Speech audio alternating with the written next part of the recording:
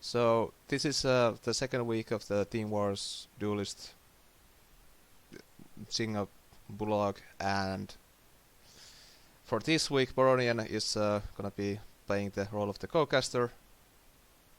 And yeah, Boronian, what's your role in the tournament?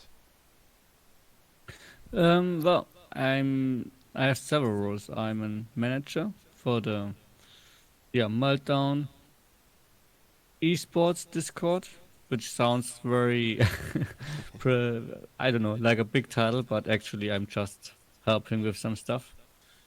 And I'm also participating in Team Wars, exactly like you are. Yes. But didn't we play in week 2? Well, Okay. Now I heard the may I echo. have? Are you hearing echo now? Not anymore. Okay, okay, breathe, breathe, breathe. Uh, It was I heard my voice on your from your side.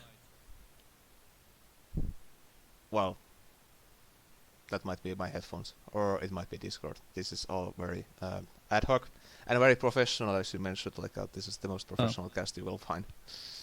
Yeah, Jim, Hopefully, so did we play week 1 or week 2? I don't know, but we'll find out. I guess very soon. So, what's Cool. your role in the team? Are you the captain? No, no, luckily not. Okay. I see all the work Stoic Roaster has to do, and I'm glad he's doing that. I have too much to handle, to be honest, to be able to take that too. So, what's He your has to make the hard calls. We really discuss a lot about bans and deck list, and he has to decide in the end. So I'm glad he's doing that. yeah? Well, that's the captain's role is not the easiest one on the any of these team events. I think. Like either No, they're it's talking not too an much, or they're not talking at all. In which case, you need to make decisions. So it's not the easiest. Uh, exactly. so yeah. Also, how has your Team Wars experience been thus far as a manager Um, and player? I guess. How do you feel well, I about have these to. bans, for example? Okay, so I like the band. So let's say about my experience first. Yep. I was there for all 3 weeks. The last week I haven't been able to spend all the time there, but I for some games, and I haven't played at all because we went 6-0, 5-1, 6-0. Yeah, I heard that you have a really strong player in your team. Yeah, all good draw luck. I don't know which one. But yeah, it was fun. I mean, in the first week, Pierce just swept with Magma Max, surprisingly. The second week, we will see probably tonight. And last week we went 6-0 with an Lilith list I didn't expect. Well, And and about the bands, I really like them. I really like that we don't see Wanderer and Fault. And I have to say, I understand the Titan band then, because Titan would be really good. So I like the deck. And Sunrise Cleric is such a powerful card. It puts down heals you run a lot, and it's really good. yeah, the And Sunrise Fatigue Cleric is. Charm, yeah, Uh, I can understand why it's banned. I'm not sure I would ban Fatigue Charm over Lava Lens. So, but whatever. yeah, I think the Sunrise Cleric and the Zodiac Charm has been the two biggest discussion points in the streams and elsewhere. Like why Sunrise Cleric and why Zodiac Charm over Lava Lance. So, but But for me personally, Sunrise Cleric is a clear ban. Um, because it it's so good, this healing tile on turn one or for 1 mana, what you can get together with all the healings procs, especially Vitriol. it makes Siran excellent. Yeah. Both at close range and at ranged distance. So whatever you do, you can get punished. Do you get close? Well, she hits you and then activates the Ritual Charm. Do you stay away?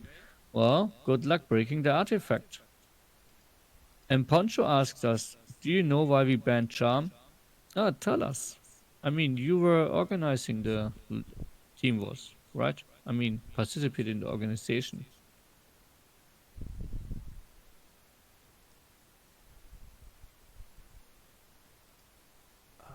Because I wonder, I mean, I understand that Ragnora needs to be trimmed down, but I wonder why Charm and not Lance.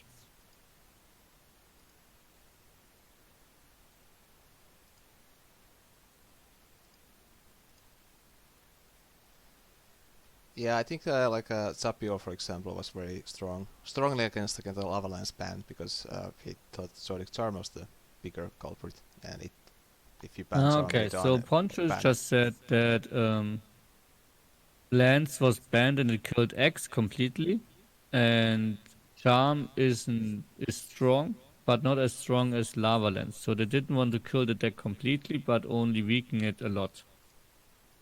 Yeah, I think that was also like the argument I've been hearing, which kind of makes sense because Lava Lance is such a I think crucial tempo removal card. True, for sure. I mean, Lava Lance is so busted. Yeah, well, just like every other card in the game. Uh, but yeah, I think we are about ready to head off to the first match. I hope. I did not have too much time to prepare this properly. So we have Toronto Erratic Raptors versus Gebroeders Anker. Gebroed. Maybe you can do better on that one. You have to get better with your Dutch, I think. Gebrüdes Probably. Anker. Gebroeders Anker. Yeah, luckily it's similar to German, so I'm doing, I think, only a half bad job. Yeah. So Gebroeders Anker is making their debut in this series because they got the bye on the first week. So it's gonna be exciting to see what they gonna bring up. But speaking of the bans, this is the bans the teams have chosen for their weeks. So do you see any standout cards or anything weird or exceptional? Um, well, I have to say, so I'm not surprised at the OP stage ban because Songhai Arcanist is one of the strongest decks. We saw that in yeah, in several tournaments, in several also on ladder you can observe it that it's a very strong deck. So OP stage just kills it because Arcanist without OBs doesn't work. And if you can't, because of the rule that you can only ban a card once a week, and then next week you have to ban something else. Usually many people go for OB stage 1 week and the other week juxtaposition. Because that juxtaposition is not only a zero mana spell, which is amazing for any Arcanist deck, it's incredibly strong in itself. So juxtaposition is not only hitting Songhai Arcanist, it's also hitting Arctro, Riva, Kelios decks with Flame Reef or whatever, because it's an amazing movement spell. I think Chunks has been like the most popular ban this tournament thus far. I'm Or one of sure them. of that. Also, I don't know about. I mean, Flash is kind of crazy card, but I don't know if I would ban it. The problem with banning a faction card is, of course, that it's only seen in a faction. If you ban like a neutral card like Celebrant, Crypto, or OP Sage, then you have like you hit many decks at the same time.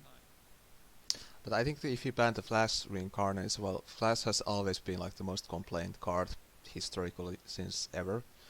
But also the Flash reincarnation enables some janky decks you might see in tournaments that just pop out of nowhere and you have like no proper answer to.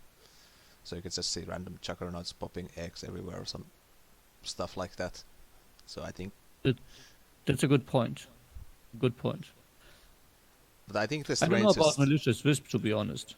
yeah, I that has wouldn't. been like the most strangest pick for me in this set. I don't think. I'm not sure Vanna is so strong that I need to take out Wisp.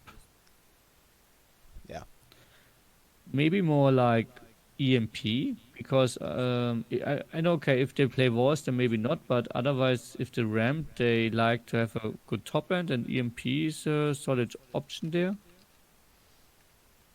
Except they play Wars. I don't know. But other than that, it's solid cards. I wonder if Toronto Erratic Raptors had banned Golem Metallurgist last week.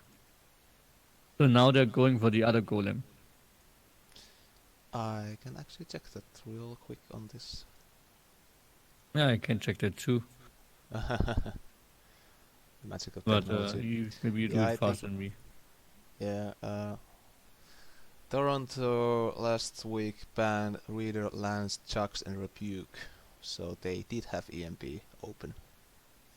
I For mean, a Metallurgist. they did not ban Metallurgist. Because that's interesting. Because I think, I don't know, I mean, Celebrant allows ramp, generally ramp. But I think the Metallurgist is so crazy with golems. So you hit Swarm Lioner, you hit Vitruvian, because almost every Vitruvian deck plays the golem package.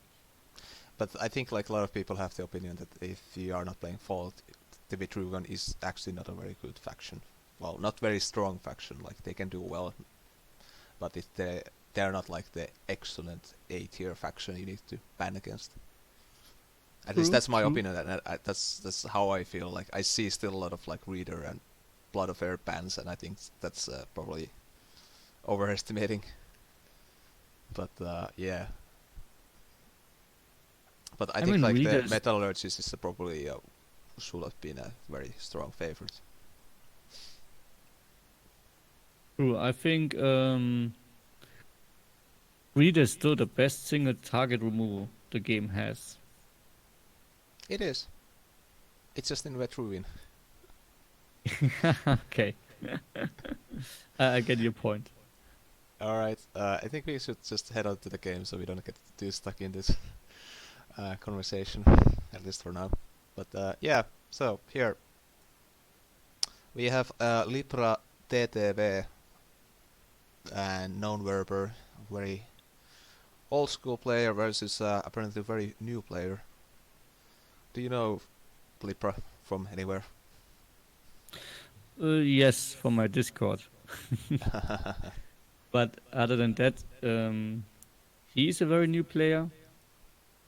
I mean, his account has several months now, but his rank, he didn't play that many games, you know. Mm.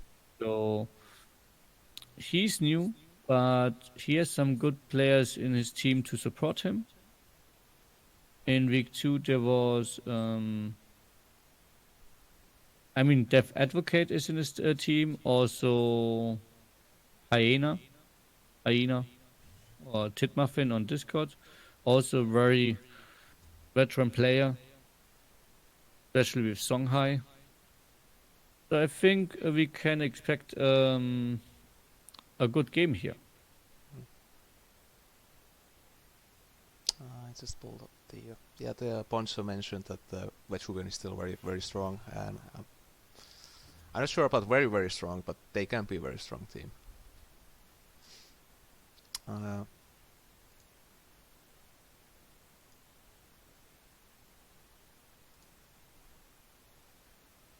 but yeah, here we see the the game from Non-Verber's side. So Non-Verber is playing Songhai and Libra is playing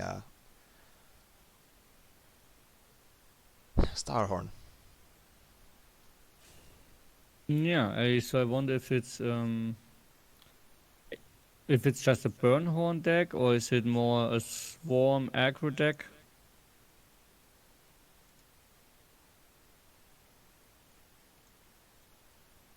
Yeah, it's Healing Mystic doesn't really say anything at this point. Neither does Natural Selection. But I think in this tournament you've seen a lot of I've seen a lot of Wath. Personally, well, mostly because I play a Wyvern's team, but Starhorn was a very popular general in the previous World Tournament Cup, World Cup tournament. Yeah, I'm sure of that. If he's really bad here that they don't have another 2-drop to take away the Centrotar.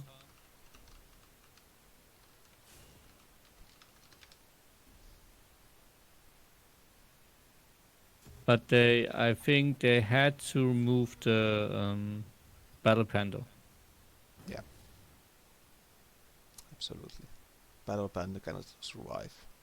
But now, of course, turn 2 Geomancer hurts a lot. Well, there's a clean answer to the Geomancer itself, but there's still the Phoenix Fire on the Non-Verber's PPS, so the time is ticking. Yeah, I mean, especially against the 8 gates list, time is always ticking. Yeah. And Libra hasn't shown anything yet except Natural Selection and Healing Mystic, so Kind of funny. yeah. But if he's playing like Silver, what kind of deck would you expect him to have here?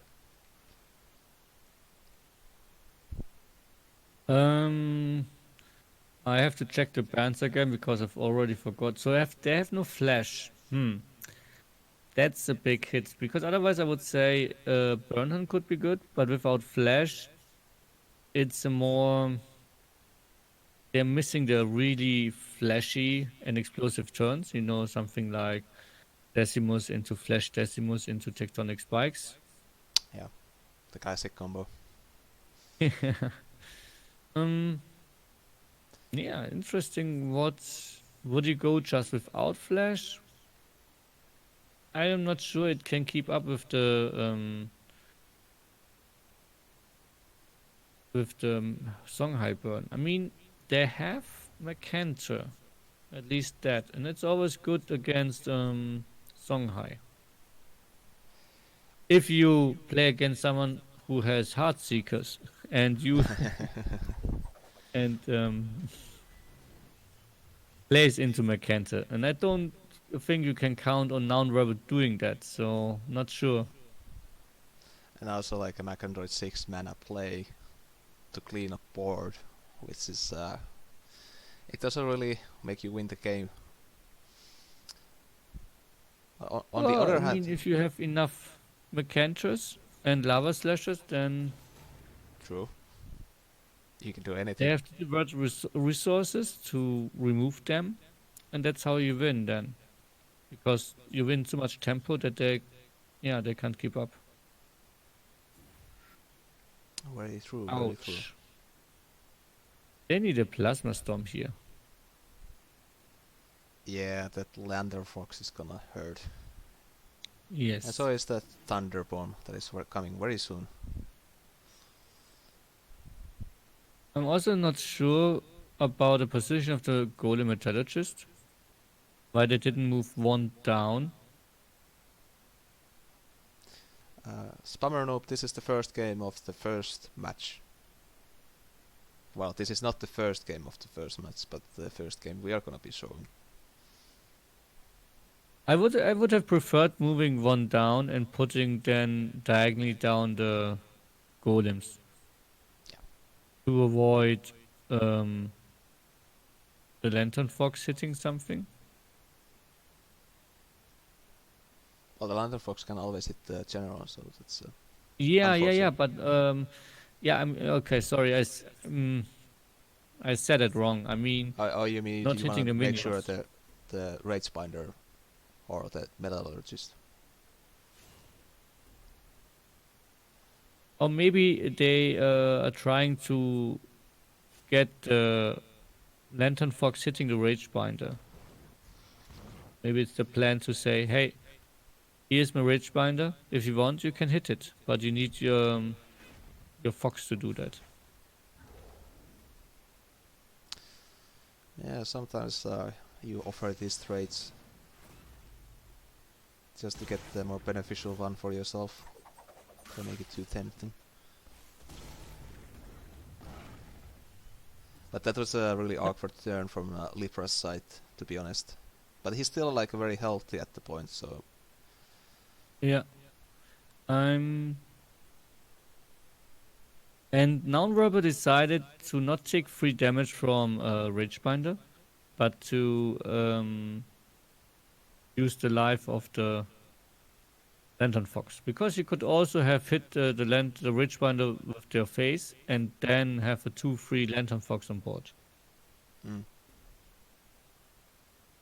Not sure it's to agree with it, but maybe they fear or they fear the Decimus spikes. A Purificator. Well, this is getting interesting now. Okay, this is a Death Advocate list. They have no flash. They use Adjudicator. Also not sure. Wasn't the Phoenix Fire refreshing anyways? Yeah, it was. So I think I don't know. I mean, their hand is 4 anyways. So Well, you have 4 Phoenix Fires in hand. How can I hold all this yeah. damage?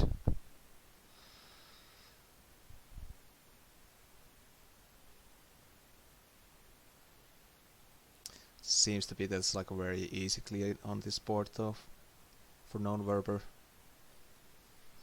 Kinda interesting they left the Decimus early out, so that usually tells me that you have an extra Decimus in hand and you're just trying to kill next turn. I agree with you on here. But I Lepra have only has another. 2 cards here, so it's I'm not totally sure what's the plan here. I think Thunderbomb on Starhorn and then Phoenix Fire on the Decimus. And biting your time is the right choice. Well, for Songhai for sure. But I'm just curious about Lipra's game plan here. Like maybe he's just drawn really poorly.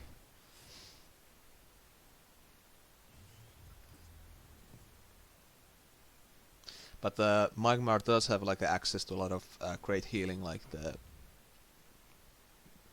play card, get Saurian Finality out. Yeah, and we also we saw healing mystics. Maybe they play Earth Spheres if they go for a slower variant.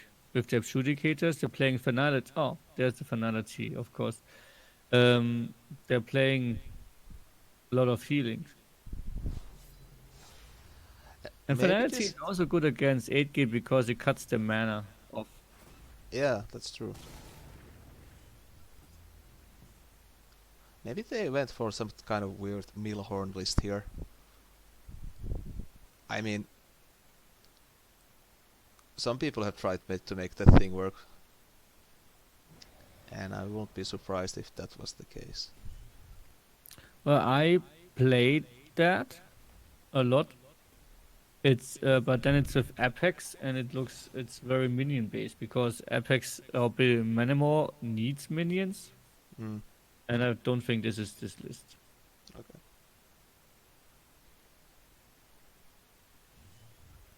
Like the Decimus list, Death Advocate properly plays. He really likes his adjudicators with finality and rebuke, having free mana rebuke again, like pre-nerf. Yeah. I But I mean, wonder if is this how many? Oh, only 6 mana. You know, if they had now 3 more mana, this should be lethal probably. Probably. There's a lot of damage on the board, that's for sure. I mean, that's like It is like +4, plus means 4 7, 14, 17. Oh, on off by off 1. then. But it's all hypothetically. This is 10, 13 right now. But that Saurian finally put a non-werber on like really tough spot. Yes, that's Like- true. He's gonna be dead very soon if he Libra has like any kind of damage out of hand.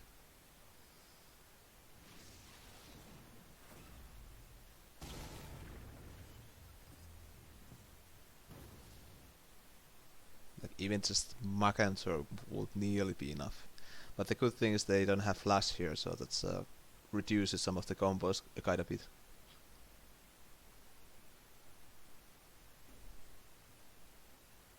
Yeah, still only 6 mana.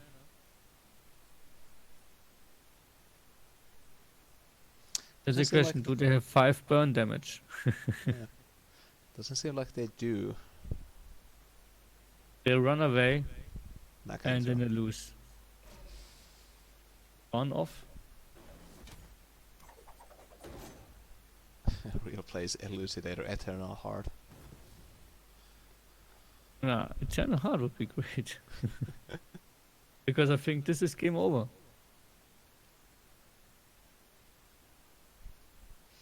Right, Well, this should be very straightforward. Yeah, just click buttons, play song high.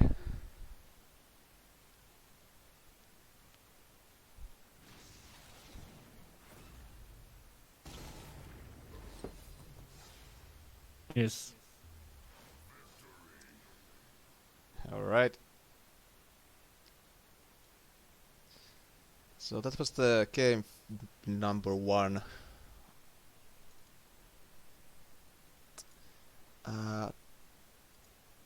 Pretty good, pretty close game in the end, despite that very rough opening from the Starhorn side. So very interesting Yeah, game. it was interesting. I mean, Naunrubber lost his Battle Panther turn 1, but because Libra didn't have any other 2-drop, apparently they drew Healing Mystic at the end of the turn or replaced into it in the next turn. There was really not much they could do, and leaving them open a 5 mana play was with Geomans in hand, that really hurt. Yeah. And then they used the second natural selection, and Lantern Fox was a big threat. I mean, it only got one Phoenix Fire, Mm. but it left Non-Rub in a good position. I mean, usually if you're playing a song high, that one Phoenix Fire is usually enough.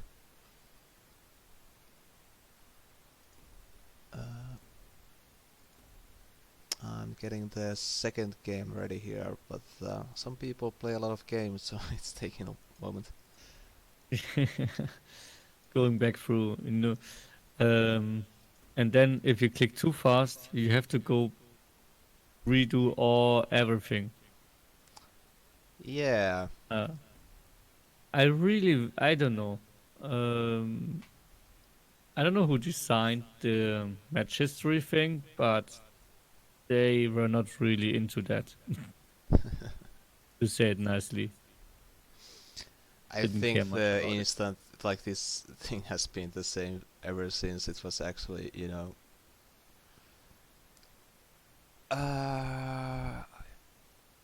released. It's like, back button.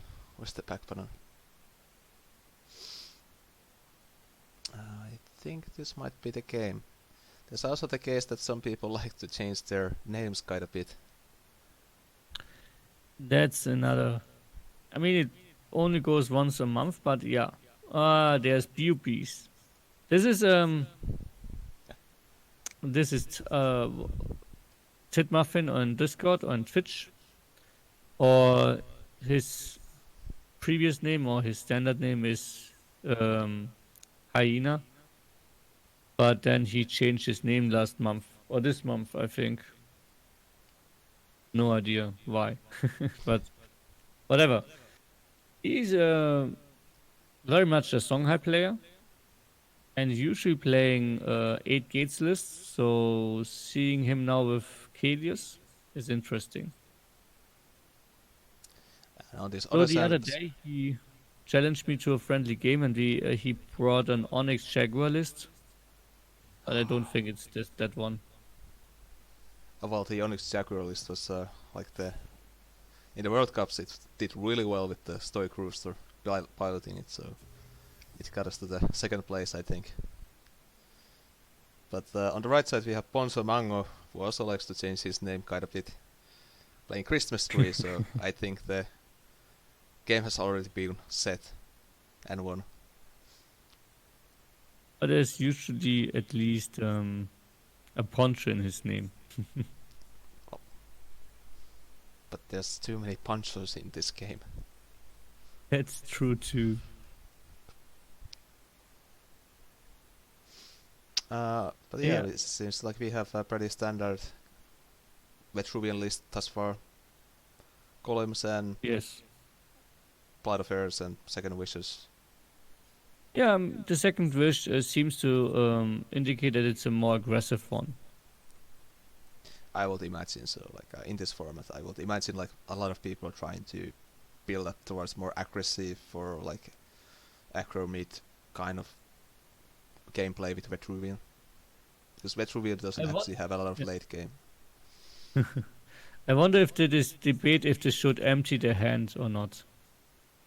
You could play Celebrant into Golem Metallurgist, into Golem Metallurgist.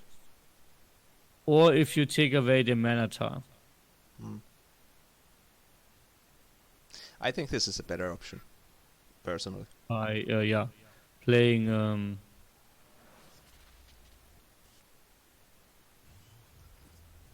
or just playing one Golem. Yeah, I like the second wish. It's really hard for Songhai to remove, and it also gives you a big thing on the board that's just smacking the Songhai minions apart. So, and if they manage to clean it up, it usually takes like two cards or like something. So it's still a pretty good trade. Or you play Killing Edge and get a card, or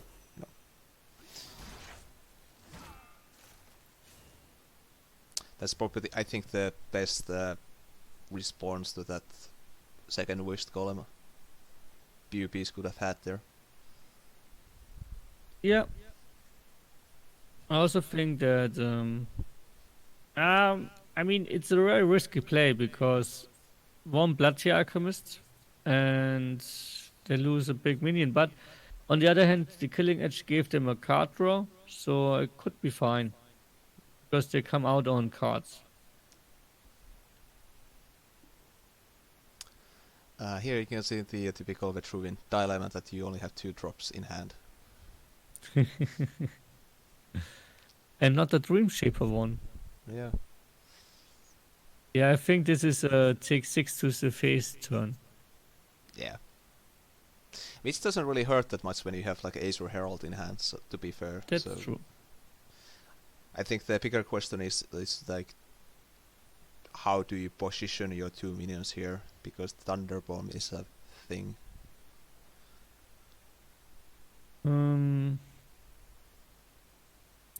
Yeah, the problem is you really want to cut them off from the Manatar.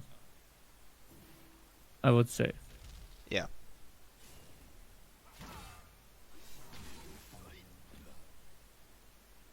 But it seems like they opted to go for maybe we're gonna get our Swarm King here. And we need to play to that. Yeah. If they can keep the Celebrant back there and threaten the Manatar, that could be a nice ramp into a big bomb later on. Yeah. Mr. Marna said that it's time like Steve when you wanna play those 5-mana Vitruvian cards, but you can't play those 5-mana Vitruvian cards. Yeah, Sensor Reader would have been amazing there.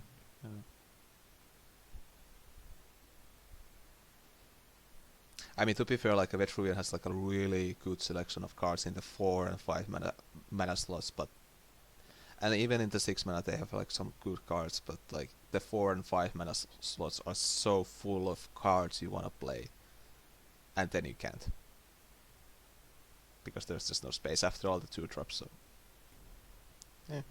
What 4 mana cards do you really like?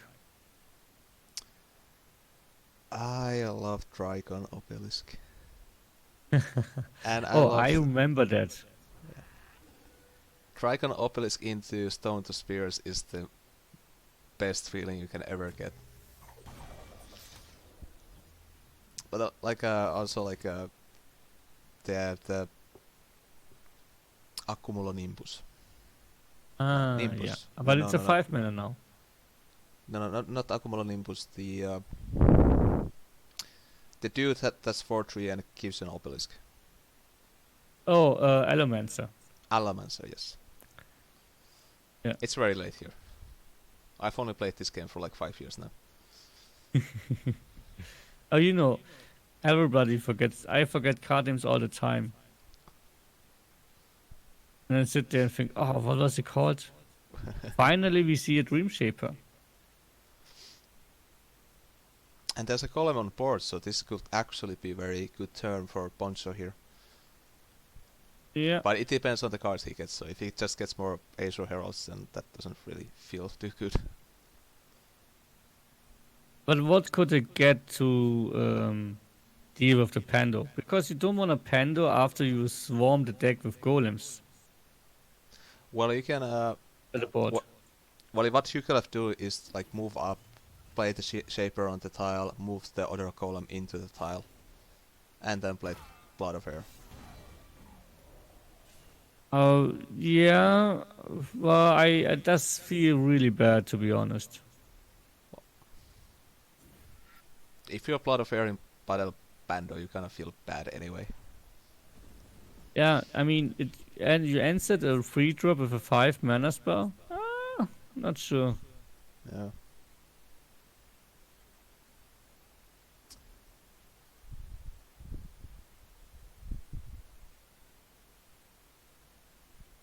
At least, also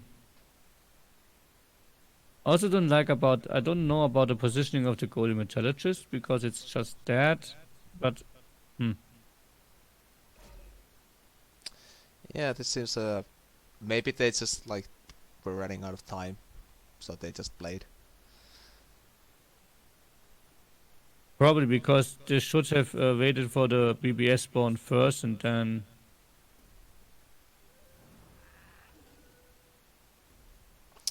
Yeah, that's true. If you Blood of Air at the Bando, the Kalios had the blink up. Yeah. Another Battle Panda. Into. Oh. Well, this is getting cleanly removed here, I think, or you could argue that you could get a bit greedy here and just play Swarm King. Yeah, I'm not so sure about this play. So you used Assassination Protocol to kill a 2/1. And do a lot of face damage. No, I mean the Battle Panda didn't do any face damage. Yeah, okay, okay, because that Panda killed a 2/2 Dervish, then yeah, you're right. So 2 face damage, but 1 card for 2 face damage, and killing a 2. I don't know. Maybe they didn't have another way to take the mana tile. So they said, okay, we really want to take the mana tile because we don't want to give Vitruvian 8 mana.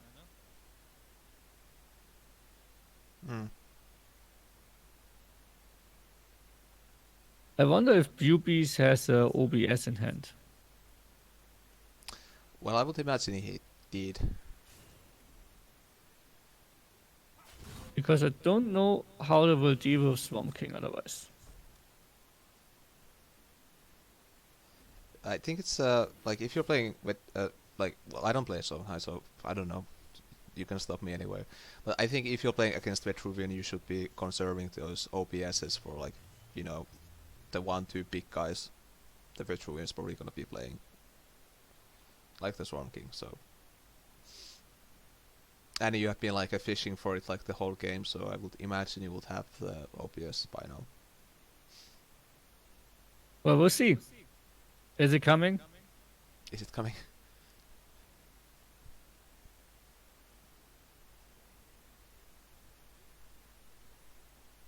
I mean,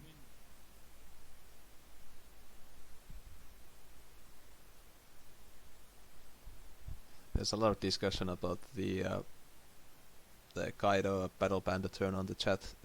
A lot of people saying or discussing whether to bother the Pando anyway,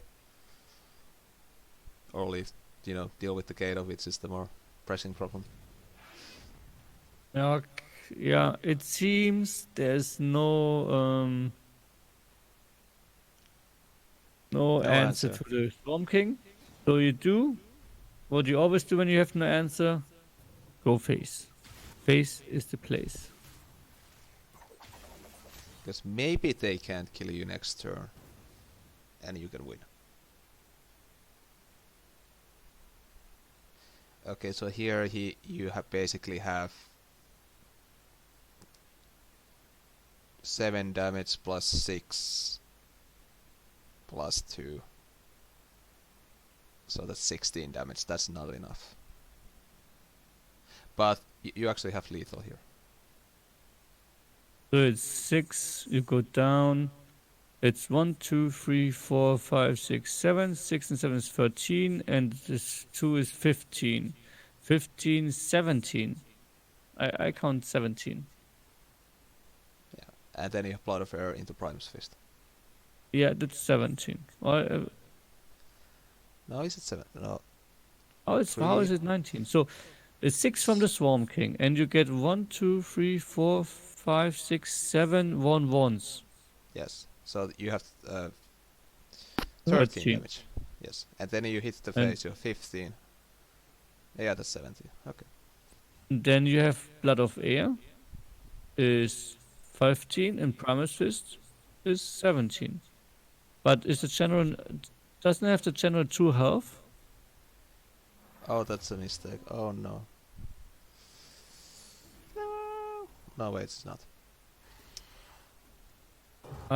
So to me it looks like the general has 2 health. So if the general hits 2, you're talking about a draw. I won Yeah, about yeah. I'm talking about a win. Yeah. Yeah, okay. I get it. Well, that's unfortunate. I mean, I feel for Ponzo Mango here.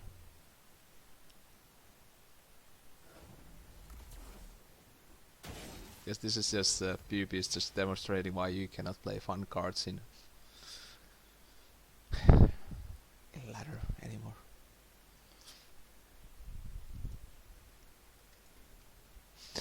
But okay, so that was our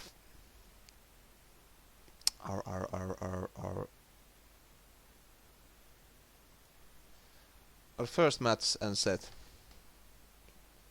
And I think Yes. those were pretty good games. I was actually happy to see. One of tying, yes, it's 19, yes. That's true. It was one of a time. Yeah.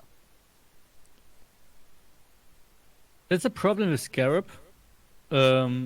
I think the animation is very slow till the little guys appear, and they moving, etc. It all feels so slow, and your time is running, and yeah. So most often you rope. Yeah, that's the. I mean, I love the scarabs. Like, they come out, I'm super happy, but like, I kind of feel bad for myself, and I feel bad for the opponent that they have to watch that. Do you know the Rebuke Scarab King interaction? Does it shoot upwards? Yes. And then the scarabs kill themselves because they No. probably do. Damn it. The Scarab King shoots upwards, hits itself, of course, and then you get like, I mean, you get 1/1 flying rush minions. You get. As much room there was. So the Magmar player gets the. No, no, no, the Ah, Vitruvian one. Okay. It's really funny. It's spaghetti code. Well, that's what we came here for. Okay, so let's see.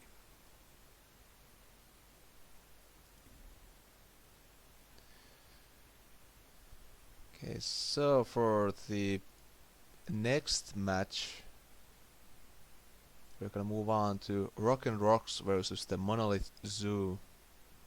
Oh. Are we casting your game, Jim? No, I recall that it was not very interesting. But yeah, so disclaimer, I'm playing for Monolith Zoo, and you know, And I'm playing for Rock and Rocks, but I'm not really playing because we only have one guy playing. oh, by the way, your team needs to submit image for and banner for your team. Yeah, that would be really nice. I mean, we have a banner, by the way. I need the banner very soon, or the Salt Shaker gets it. But We have yeah, a, yeah, we have you were sa- something someone made in paint, I think, or so. I don't know. Maybe excellent. it's better than that. We need the full artistic creative collective here. So I've already seen some pretty interesting submissions, which you guys will see later. But yeah, bands. How do you feel about your bands? Or should I start with our Um, bands? well, so how do we feel? Let's talk about your bands. Yeah, you know, we got juxtaposition banned every week. Every week. It was kind of ridiculous. Um, and Sensory Reader is, of course, a strong one. We banned Blood of Air because we banned Sensory Reader last week.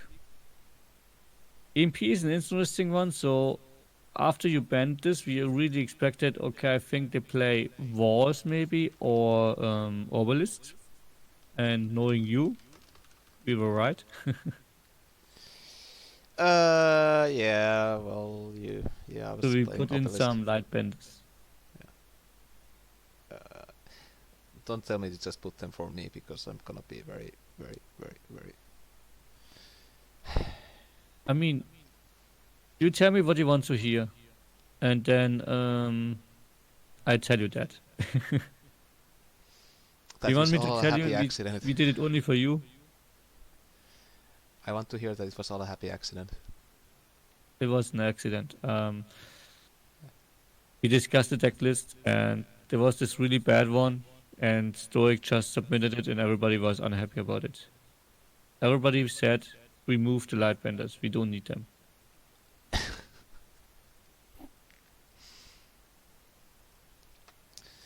You're actually But hurting they my were soul, really right? good. Because I like the because the instant well, this is like my game versus which we're not gonna see, but I played Tricon and Portal Guardian or something, I think. No, I had Lava Storm and Tricon, and if the Tricon had stuck, I felt I was a really good spot, and I was pretty confident that you guys weren't playing Lightbenders like normal people. And then the Lightbender hits, and I was like, my heart sank to the next floor underneath me, and I think I cried on this voice chat a bit. I totally get it. I mean, turn 2 Trigon.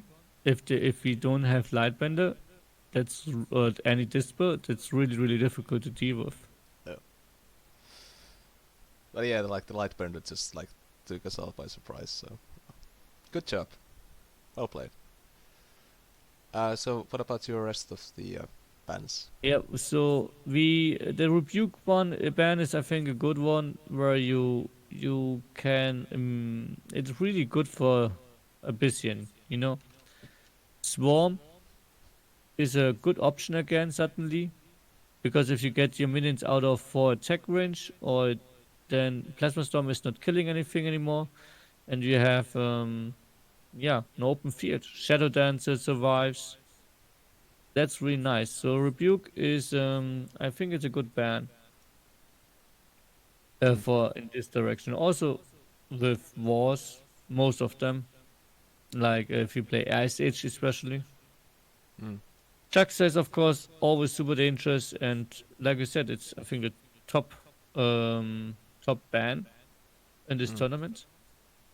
And crypto enables so many decks. I mean, Burn Fey without crypto, every deck which plays Bloodbound Mentor to copy their DBS really wants to have crypto in the deck too. Absolutely. It's a great 2-drop. It's a neutral card, which is the only neutral this week we banned. So we hit like Burn Fey, we hit Ragnora X, and yeah, I mean that's mostly the 2 main decks we hit with it, but we did, and that's good. So I like it. But also on the other hand, your Lava Lens ban kind of prevented us from playing Ragnora Yeah. because, like Poncho said in chat before, without Lance X as an archetype, just is dead. Yeah, our bans are just usually done pretty last minute, but in this case, I think we just wanted to ban EMP and Lava Lens. I think I've been like saying that we should not ban against Vetruvian because I don't think Vetruvian is that strong of a deck compared to the others that you need to ban specifically against Vetruvian, but in this case we did ban Reader, which is I think fine. And Juxtaposition, well, you know, Jux. But I think like the Yeah. EMP ban is like the, you know, a lot of teams are like banning EMP, but like it's not going to the top yet, but I will expect to see more of it in the future fix. I don't EMP EMP is a great is I think EMP is one of the best comeback cards we have in the game. Mm. You just put it down on 7 mana, it has a huge body, and suddenly it can be that half of the enemy board is just dead. If you play against Crow, if you play against Arcanists, they just die and disappear. Um, but it's a 7 mana card, so if you go fast enough, then you can just avoid it. And if you ban EMP, I think your opponents mostly add some Lightbenders. I mean, isn't that a logical reaction to that ban? They're thinking, oh, I think we need some Lightbenders because they don't want us to have Dispel. I don't know. It's just like the EMP is like not just dispel, well, it's a really great dispel for sure, but like Lightbender itself is 4/3/3 4 mana, and if you're playing 4 mana cards, you usually don't want to play just light like dispel effect. You want to have some, you know, gravitas on the board, and 3/3 minion is kind of like unless you get a like really good dispel out of it, like some Dragons for example. But like if you are at 7 mana and you're playing a body that is 7/7 with a really great effect, and which is also like disable a lot of like board state at that point, like I think that's a different discussion we are having. But that's my like own experience, so I don't know. I just play with True all the time, so columns.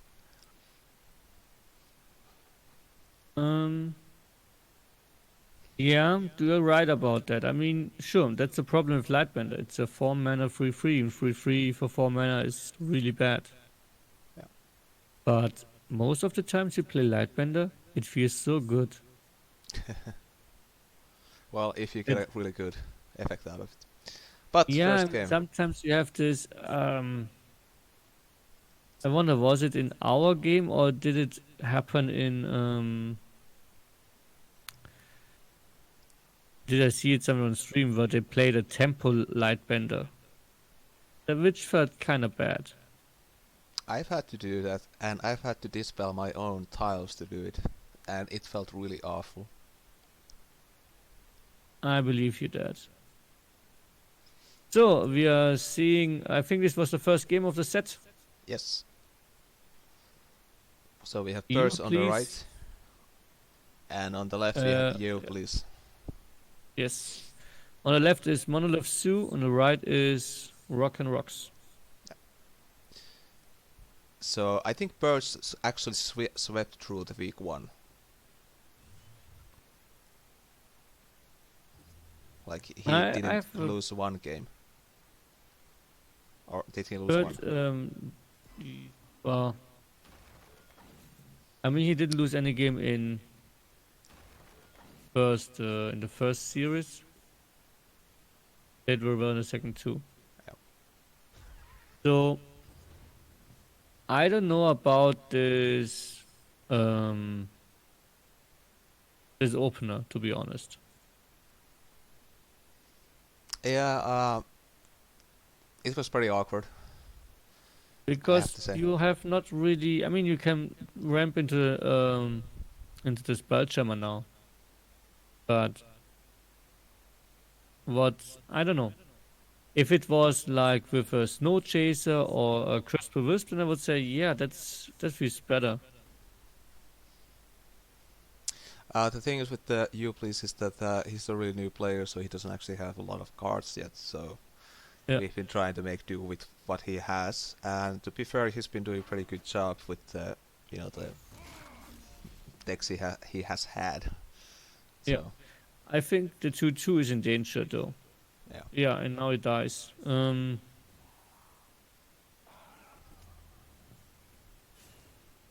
yeah, I agree with Ma here. Yeah, that's really bad. Arclight Sentinel is such a good card. It's ridiculous. Like it made sense like a way back in day when you only had Liner's game plan was like a Bond, Cliff, Guardians forever and ever. But like now it's kind of like, wow, it's a 3-drop. That's a So, card. but why did you decide on giving us the mana tile? When we played against, we were really confused, and also by the positioning of the Bloodborne Mentor. That was actually a misclick. Oh, it was a misclick. Yeah, that's actually what happened. Because this was the turn which I think was, yeah, it was really looked really bad. Yeah, it felt really bad too. But misclicks happen, so Yeah, we decided not to go close to the middle because we really had we feared some what's called glacial fissure. Well, that's a pretty arcane fear, but it would actually make sense, yeah. But you had a nice answer to the late Tigress. Yeah, that was a really clean answer, I think. Yeah. I mean, that led Darkness came super early, so.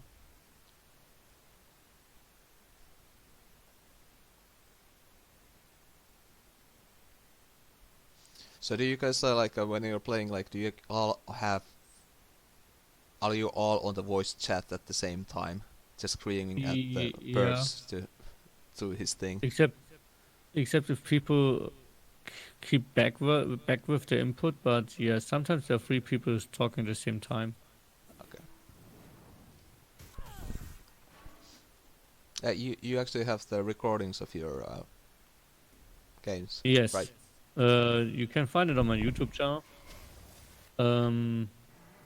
I uploaded week 1 and week 2. So the game we watch right now, or we analyze right now from this view, we have it. I have it on YouTube with our chat. Kind of funny. So if you look here, we try again to avoid mesmerize Glacial Fissure.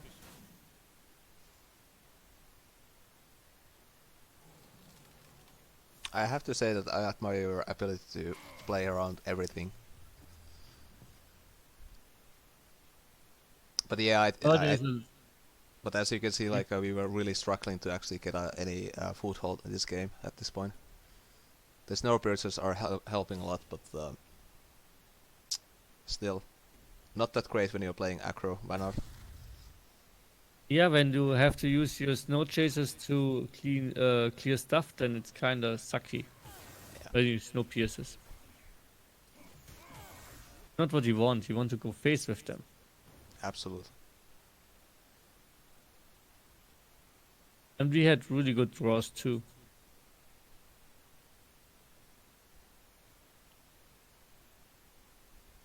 But I guess this is kind of like the when you're playing 1 hour. This is kind of like the decks you kind of have.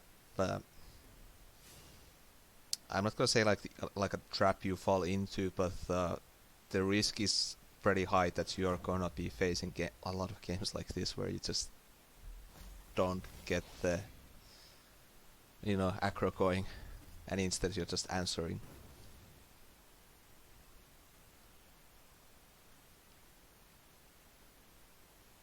Yeah, that's I mean, Duelist is a tempo game. If you lose the tempo, then suddenly you're always on the back foot. And the only thing you can is try to come back, but with an aggro deck, there's not really that many comeback mechanisms. Mm.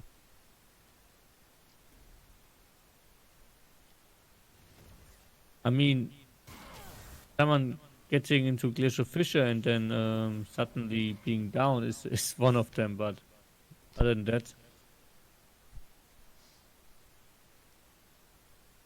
And here we see we're just going for the body blocks. yeah. But yeah.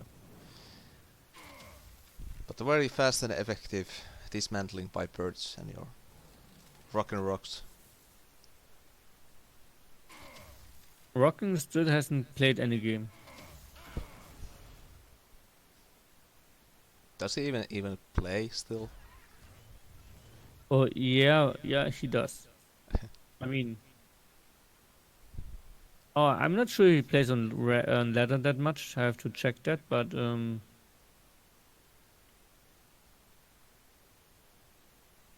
he wants to play, but he didn't have that much time right now.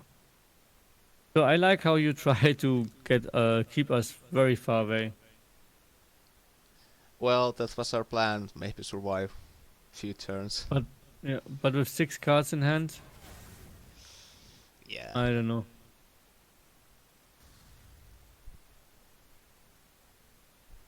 So I remember that this was a lever I haven't seen first.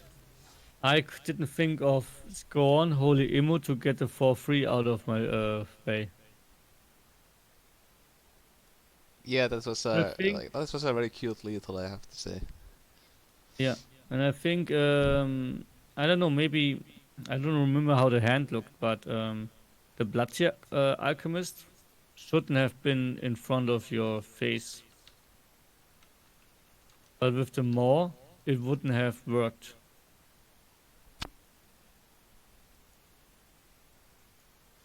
Mm.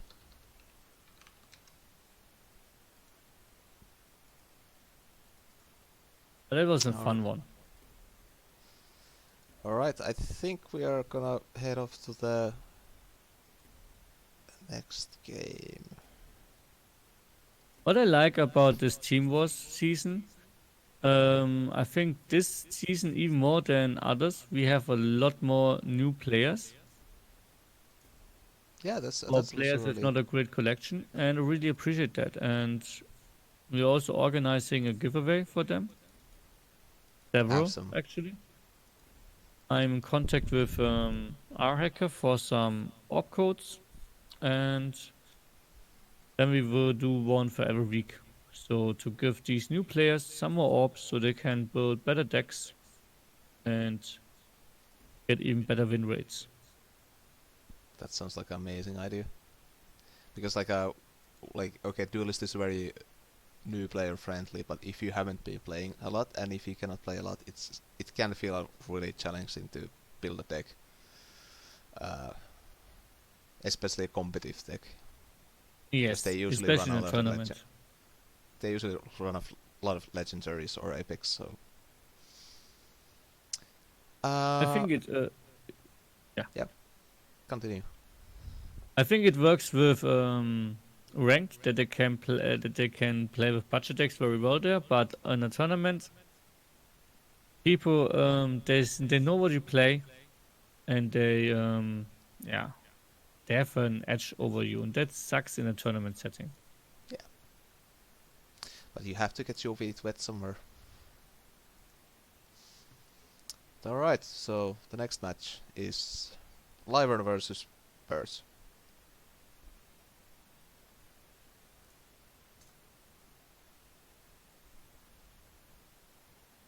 Mr. Mana feels like just yesterday that was a helpless noob. Ah, it was not yesterday. Yeah, so Magma against our liner. So we expected some control buff. I'm not sure why.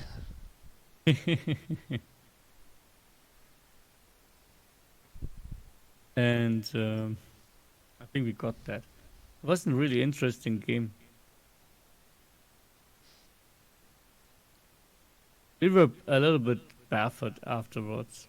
Or in a certain scene, I'll tell you in a moment.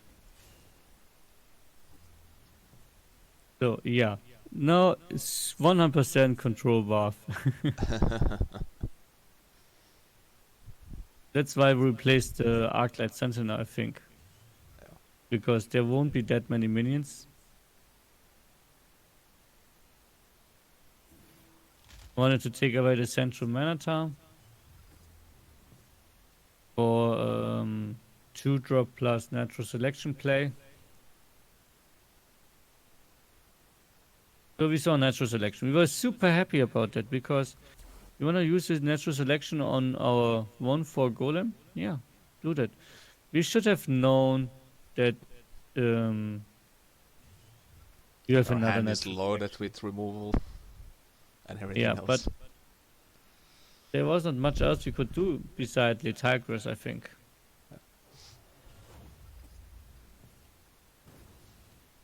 Yeah, I think this particular list only has like removal, and Saurians, and more removal. Yeah, this natural selection here was so hurtful. I think that's why we naturally selected the Celebrant, because what else are we gonna do with our turn? Yeah.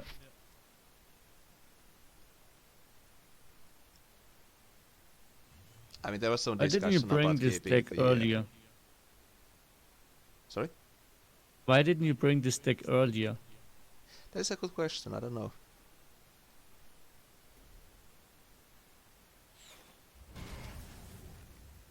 Because I think this Magmar list probably has the best chance against your list, but I'm not totally sure, to be honest. Because I'm not. My experience is very limited to Vetruvian, so I don't really know the matchups that well. Hmm. I also I felt like my list may have had very good chance if you guys weren't running Lightbenders, but you know, you live and learn. Yeah, you do. Oh, it's now it's our big misplay turn coming up. Hertz was so angry. I mean, you can listen in on our on the channel, but he misclicked, and the Platia Alchemist is going base instead of to the Oh, 4/1. That was so bad.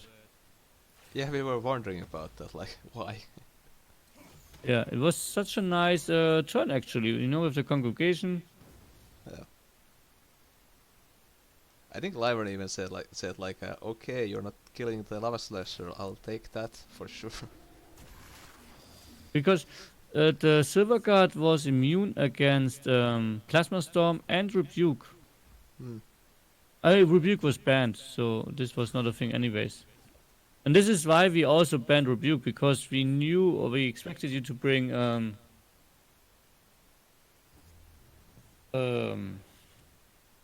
Control Valve. I mean, Egmoth is a really good answer here, of course. But if you had still a 4-3 on board, that wouldn't be too bad. Yeah. Well, I guess we got our revenge for our misclick on the game 1. Yeah. I mean, this is a nice Lightbender turn. Unfortunately, also playing into Mercantor. Yeah, well, if you only don't have any minions, you're always playing into Mercantor, so... Yeah, I mean, position-wise, there was not that much to do, you know. If you don't, I mean, we could run away all the time, but... Hmm.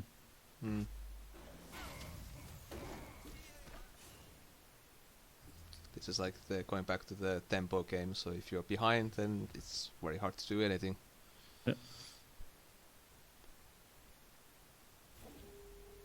I And think here you, but you ran away and get out of Holy Immo range. Because this was, of course, of course, a nice play too. With like, Silver Guard into Holy Immo or something. Yeah, we were playing around the Holy Immo there, I think.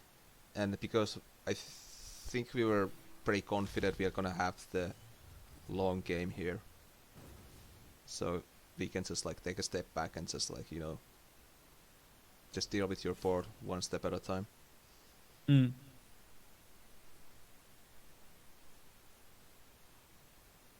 Yeah, if this could be finality turn now. Mm.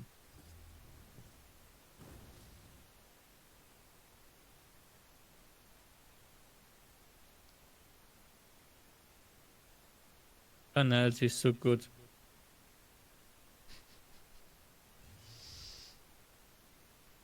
But it's not as good as Titan. I think this is also a nice Lightbender, of course. But not having a lot of mana. Kind of sad. Mr. Mana and Spermanoob were saying that is playing around Holy Immo really important? Probably not, but we are pretty gun shy at this point. Like, we have some lethals out of you guys, so Yeah, I imagine at some point you just get you think, oh my god, how can we get surprised this time? yeah. I wonder if we should have.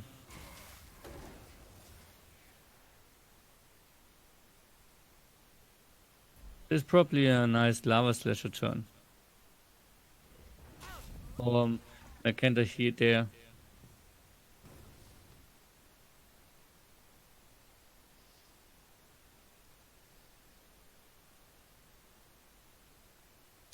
Well, here comes the Tempest and Trinity Oath into board clear. But you guys are running pretty low on health here. Yeah, we were super scared. Well, I will be. There's a massive lizard just chasing after you. Yeah.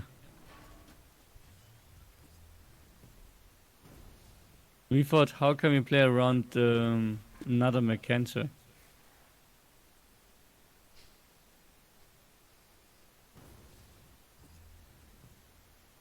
And here comes the EMP we talked about.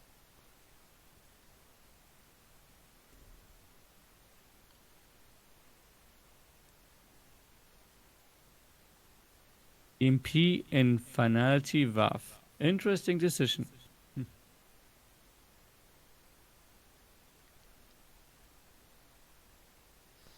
Well, EMP is, you know...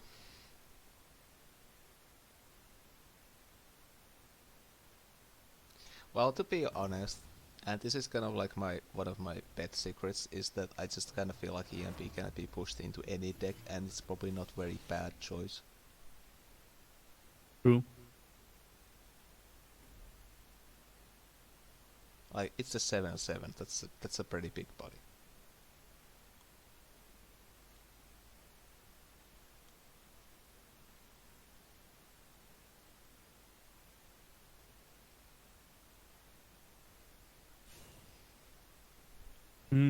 Where to put this? 2/2 rush. How does it help us to survive?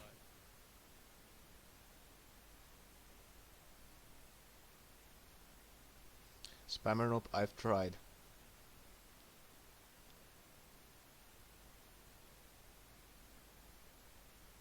And I probably should be trying harder to play Storm Metal. It's an amazing card.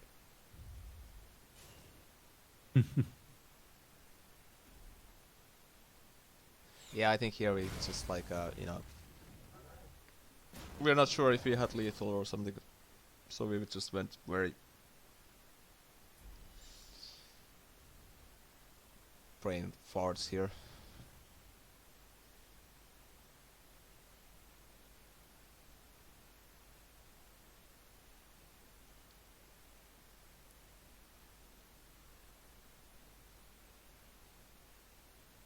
But I like it when after you play Finality, the game is back at 9 mana.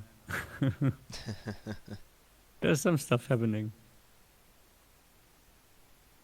So, how could we body block? It was almost, we were really close here. 4, 6, 10, 12, 14 damage. yeah.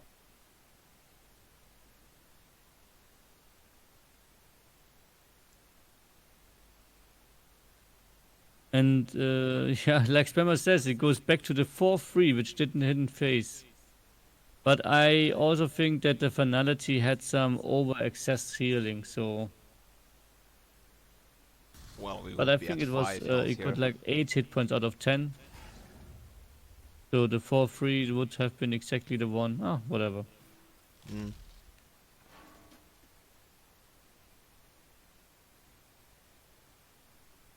It was a really interesting back and forth. It And was I indeed. think just I think just kind of shows the strength of your team, that even if you're like pushed this far, you still find a way to get to the near the finishing line, so to speak. I'm not sure about the positioning a little bit. Because if the natural selection, Macenta would have been default too. True. But this was interesting, yeah. I mean, the deep impact. Oh. Not anything we could have done to prevent it. But I think the 2/1 should have been where the Celebrant is, because the natural selection on the Celebrant makes a spot free for the Macenta. But whatever. Well, This you was a guys really want. good game. Really Yeah. close. It was. We should be sending Lyran out more often. But yeah, you guys won that series 6-1. Birds won 5 games. Spammer Noob won 1. Yeah, it Yeah. was hilarious because you played in the Superior Mirage.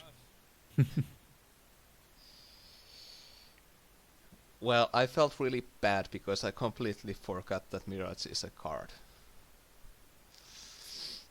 You always do. That's the thing about this card, It slips your mind and suddenly someone plays and you think, oh no, I'm losing. Yeah. I should have known better. But alright, I think we're ready to head off to the next match, which is self-employed mercenaries versus have you ever tried pronouncing their name? Sorry, which team? The the one that is Oh, marked. them. As the Shitsu Lancer Stomosis, Septocalimanglo, and the rest is I can't read it. Wait a moment. I tried again. Shitsu Lanostomosis Septocalim. Wait, this is too short. I'm losing the last. I think you have to go to the team players. Okay, here. Shitsu Lanostomosis Septocalimangioma. You did a lot better than I did. It's very good. Well, I just pronounced it the German way. I mean, it sounds kind of fake Latin. So, with the O's at the end and mm, Oma at the end of the other word, that sounds kind of fake Latin. Yeah, true. But they also have very interesting deck lists. So, Yes, that and is true. to be honest, that's the only reason I'm not showing the deck list, because I have no idea how to make that work on stream. So, but anyway, their pan is on the top, and self-employed mercenaries is on the bottom. And self-employed mercenaries has Draco Moriarty and Link Carl and Hawk and those other people. So I'm kind of surprised to see Phoenix Fire there. me too. I was super Is surprised. it a ban against 8 gates or just I don't know. It's kind of also interesting to I see mean, the yeah, if you wanna forbid 8 gates, I think Phoenix Fire is a better ban than like Crescent Sphere or 8 gates because without Phoenix Fire, I mean you could say okay, you know what? I just play Lantern Fox and Geomancer. Mm, that's very true. I don't Uh, know. I was also like the last week the Schizoissa Skalio Mongoli perkele banned healing cards, and this time around they seem like they banned AoE cards. Yeah. But as far as I know, the first week they banned the healing cards, but only to make the opponents think they would play aggro, and it backfired. But yeah, I mean, so if with their bans, Plasma Storm, I would say they go all in on Abyssinian Swarm, Liner Swarm, and they didn't get banned like the Metallurgist. So Liner Swarm with golems works excellent. It's very hard to answer without like a AoE. So I'm not sure about the Dream Shaper ban, but maybe because before I ban Dream Shaper, I would ban Celebrant, to be honest. Let's see, maybe Well, I would probably ban Celebrant as well, but if you need to ban a no, card from Vitruvian, I they think didn't have banned Metallurgist, so they could have banned Metallurgist. So I don't get it. yeah,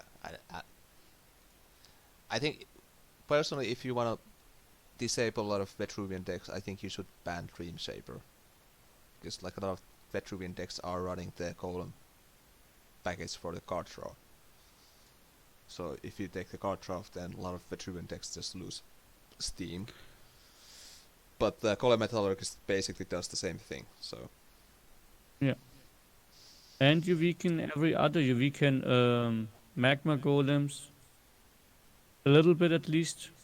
You weaken Liners Golems a lot. mm.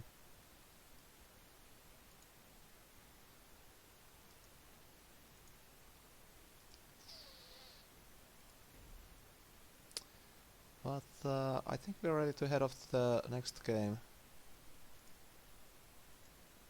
Okay. And it's gonna be Mazer versus Draco Moriarty.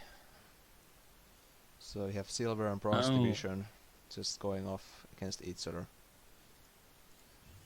So Draco is doing a lot of work on the self-employed mercenaries team. Playing usually an Ox deck. As he is now. Yeah, there's the. Also, self-employed mercenaries, they also have some newer players in the team. So, Draco is, I think, kind of a hope, giving them his, or helping them with his experience. Mm. And Which seeing Mesa being back is also really nice. Very old player. Was gone for a long time. It's also nice to have like these old veterans playing with the new guys. So it's I think gives a lot better experience to the new players if they don't get crushed and they don't know why. Not that they will, but like anyway. But Okay. there's also interaction didn't see for a very long time, which is the guy beholder into packs, because that was a very classic move back in the day. Yeah, and now it gets punished with the Battle Pando.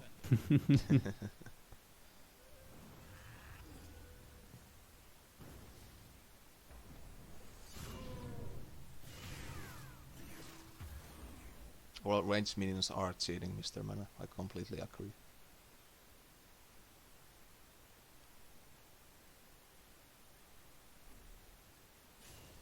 I wonder if the Battle Panda should have been maybe one tile to the left. Against the Bone Swarm. On the other hand, if the Dervish spawn badly, one next onto the left of the Battle Pando, then it could be that the Healing Mystic can't be attacked by Cyrix because it body blocks them.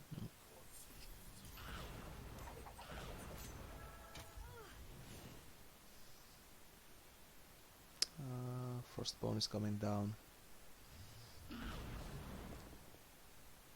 That guy beholder is still up and running, which is kind of awkward for Vetruvian. A lot of minions are like 3 health here. But it I looks like wonder if I. Yeah. Carry on.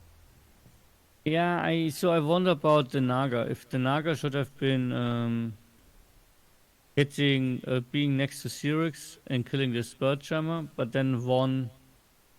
Yeah, but then the Healing Mystic would have died.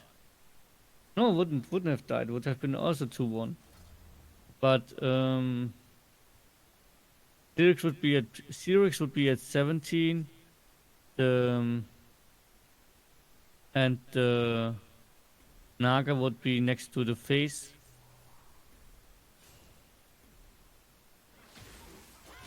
I saw these players are playing really fast. This is real time. They don't like to think.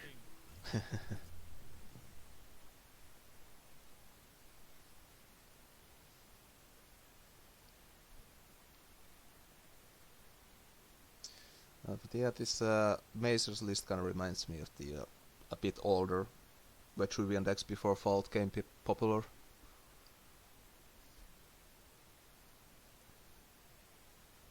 Kind of interesting to see what kind of is it like it just good stuff vet, or does he have some kind of interesting twist on it? But that's why it's just Sandstorm readers all over the place, so nothing unusual. True. But I just thought about the decks before Fault came along, and wasn't that just what's called projection kinematic projection into Thunderhorn decks? Yeah, that was the thing. I think It's a that's nice it's a it. that was a Yeah, nice tier. yeah, Bone Rip is really good. yeah. The bone sword is really annoying for the Veshruin here, which is probably why Mazer just taps out. Conceded. Wow, that was a fast game. Yeah,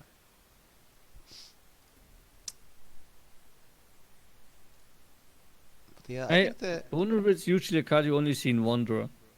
I mean, mostly in Wanderer.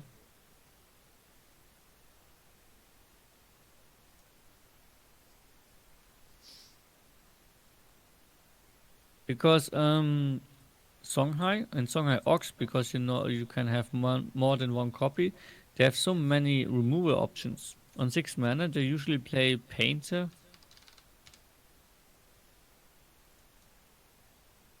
why not Bone Reaper? What's wrong with Bone Reaper? It's a great card. It has like health and stuff.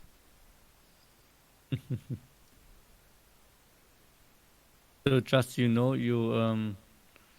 we can see what you're doing on stream. Shh, nobody saw anything.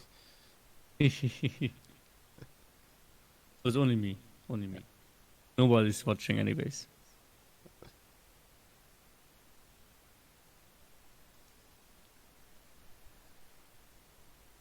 I think the spammer noobs just like put that game to the tee by saying like when you chase the range minion to the wall game only to bounce it so they can play it on the other side of the board. Like, well, Yeah, Vetruvian. that felt really bad. Alright, so the next game is hopefully correct. Yes.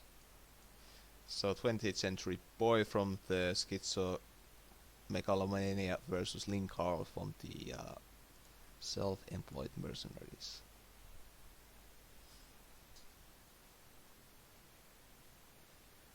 So we see a bit different take on Vanart this time around. Yeah, Linkal is famous for his interesting Van attacks. We also see some Arcanist here. Circles showing up again from the Nightmares. Yeah, but the bad version of it. So not like old Circulus, where you had where it was have Tiger or die. No, now it's Blood-Tier Alchemist into free drop. Mm.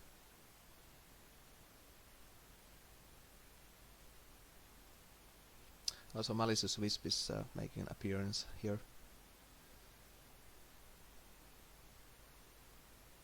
Kind of interesting card. I think like from what I understand people are going like back and forth like is it a good or bad card or how you should feel about it, but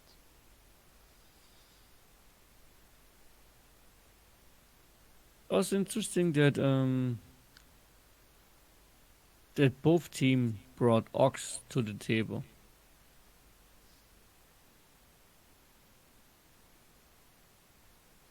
well I think Eponox is a pretty hard deck to play around and ban against. And there we see the Blood-Tier Alchemist. But not anything else. Ooh, that felt bad. And now comes the counter Blood-Tier Alchemist. Too nice. They're not. What?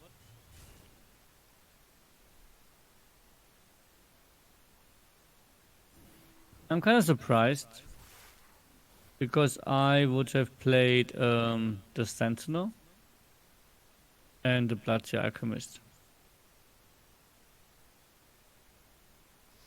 Yeah. I mean you do get like Arcanist out of this thing, but or well illusions. But I can imagine why not. Oh, this gun was really hurtful because they probably thought they don't have any spells anyways, or don't play many because of Ox. So the Sentinel is not doing anything for us. But I Oh well, think that's I right. would Yeah. play Circulus with a spell. Well, maybe they also thought like Blood Tier already came out, so there's not too many pings in the deck necessarily. So I also don't know about Wisp here. I mean, it blocks the mana for one turn because they can. I mean, they could play a free drop and BBS and progress the draw, or they go for another 4 drop.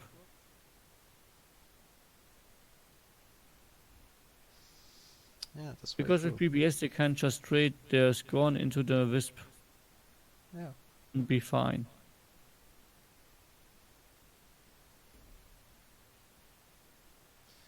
but they can also go face.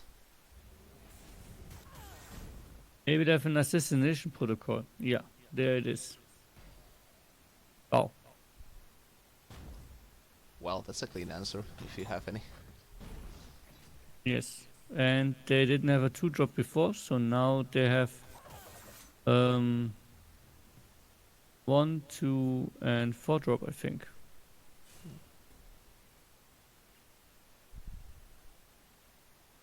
That felt really nice. You also even And block the now mana tile, comes this, so yeah, but this is kind of late.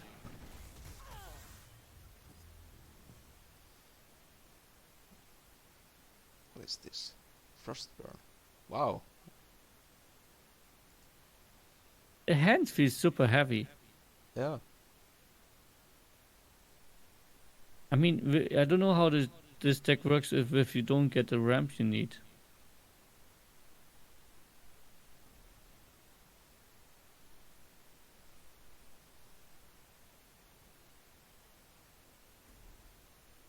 But you're playing 1 hour, so still. Yeah, like I said, I don't know what the deck's idea is. So you have the Circulus. You wanna create a lot of illusion, but you have to play them too. But your hand is also, on the other hand, pretty heavy with stuff like Cloudcaller, EMP, Frostburn. So you need a ramp to have the mana. And there's like haven't been any like payoff cards for the Circulus yet, so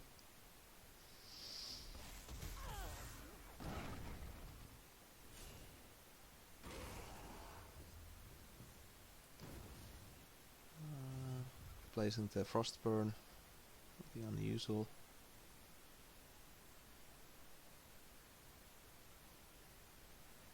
Yeah, that feels bad. This is a tempo, a tempo Cloudcaller. But you can just dispel the Bone Reaper and go still play the Cloud Caller. Yeah, true, but it's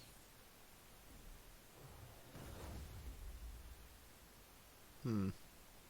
did I miscount the mana? Oh no, they had 6 mana. Okay, they had enough. Okay, for a moment, I thought they only had 5 mana. But yeah, they have 6 mana, so it's 4, 7, 9.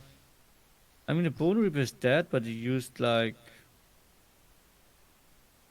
not a huge amount of resources, but you used up 2 life, 1 minion, and 1 open gambit, so kind of is bad.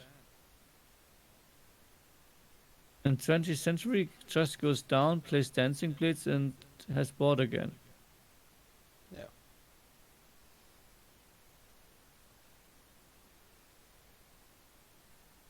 And I'm not sure what you could do against like another big minion here.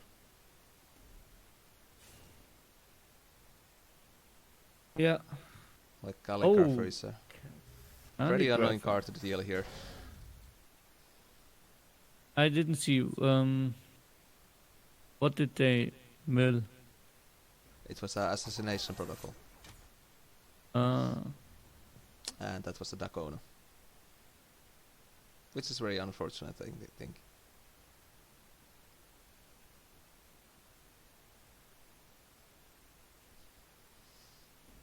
Yeah, I think it's safer to go just face because this doesn't seem like a very. I mean, Vanna can be explosive, but not this variant. Not if you So have Dagona in hand for some reason. yeah, you probably have to use Dragona here. Or you play another Cloud Caller to body block, run backwards, body block, and kill the Kali. That's what you have to do. Don't think there's much around that. Yeah.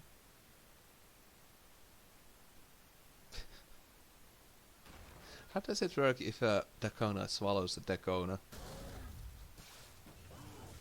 Ah, good question. Is it like one of these wooden puppets, Matryoshkas?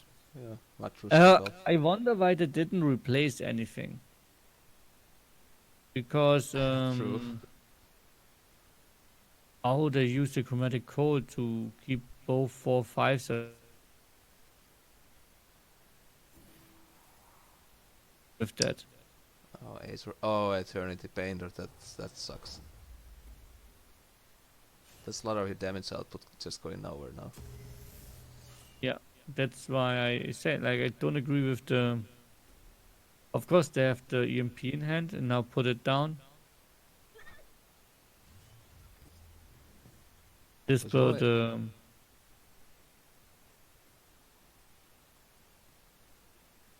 Norinator says Dagona. the Dagona, the second Dagona will just lose this minion. I'm so Oh, sad now.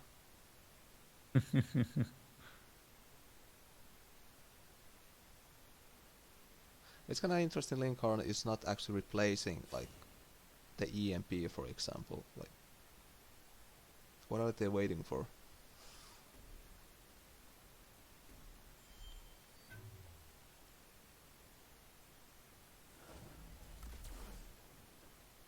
I mean, at this point, it kind of feels like a 20th century boy can just like just sit back and wait for the Eponox to come out.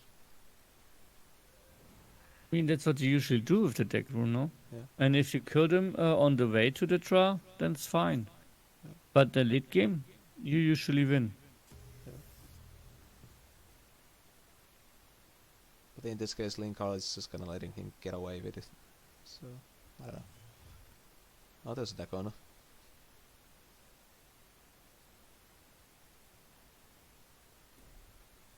Yeah, this is game over. How did that go now? Yeah, okay, you can go up, but the BBS is up. This comes.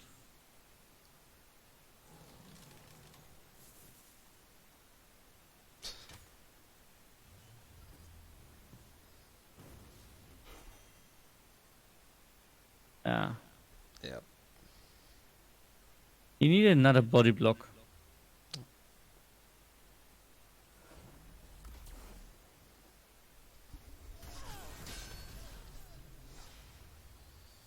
Well, it's not Banner's day today. No. But, I wonder about faction win stats in the team roster now. So I saw this advocate doing having some nice win rates with Vanna. Mm.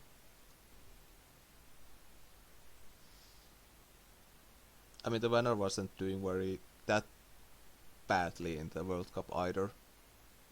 Like over the long run.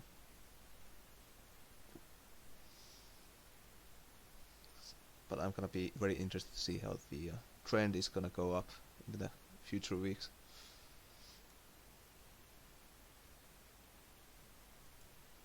I'm just trying to. I'm going to check onto that.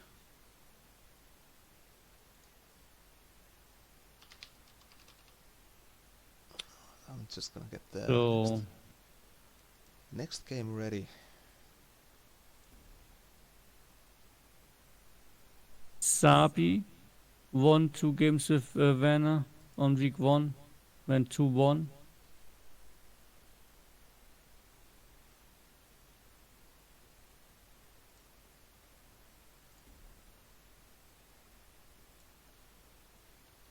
Let's Advocate went on week 3, 3-1 with Werner.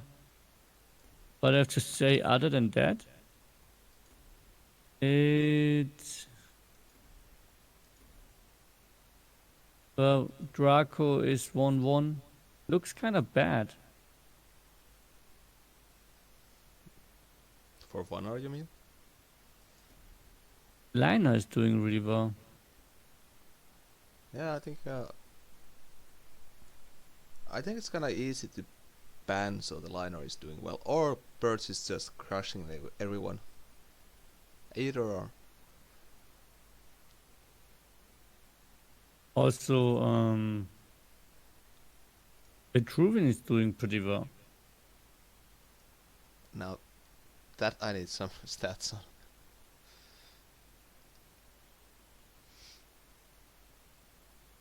But I think we can go to the final match here, which is Komodo Crusaders versus Lorem Ipsum. Ah, the good old fake Latin website. So I think Komodo Crusaders is a longer running team, and Lorem Ipsum is the more recent team with True, Stefan, but Hart, and Icicle, and so forth. yeah, but some well-known people on them.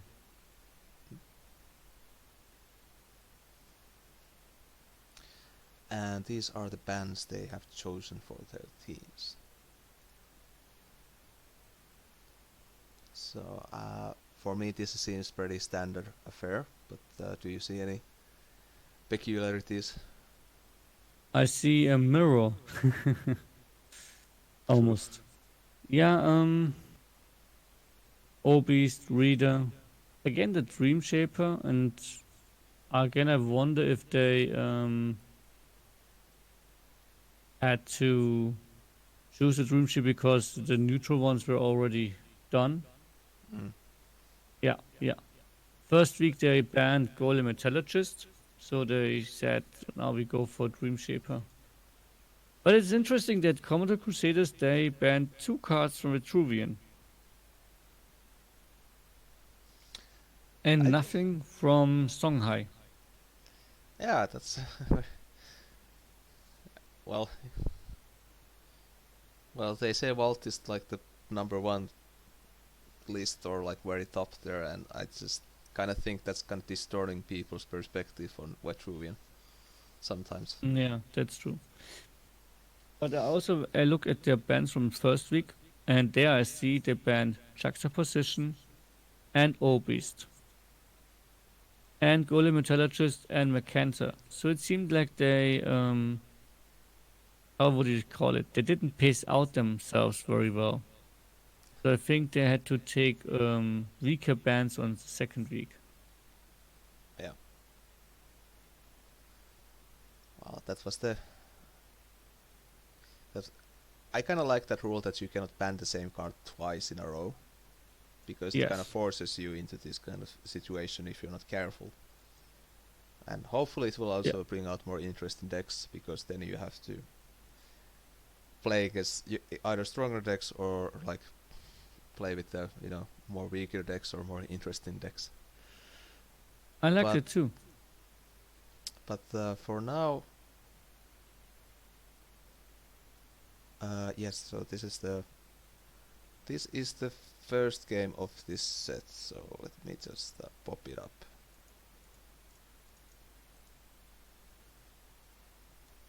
So we have Dictin on the left side representing Lorem Ipsum, and on the right side we have the Mighty Balloon playing for Komodo Crusaders. Awesome. So once again we have see some Vitruvian coming out,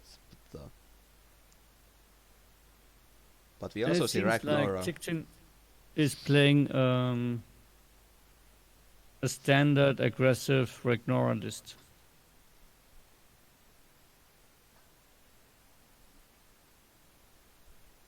So I wonder what Mighty Balloon is going for. If they so probably Obelisk because there are no golems. No, Columns. there's the Celebrant.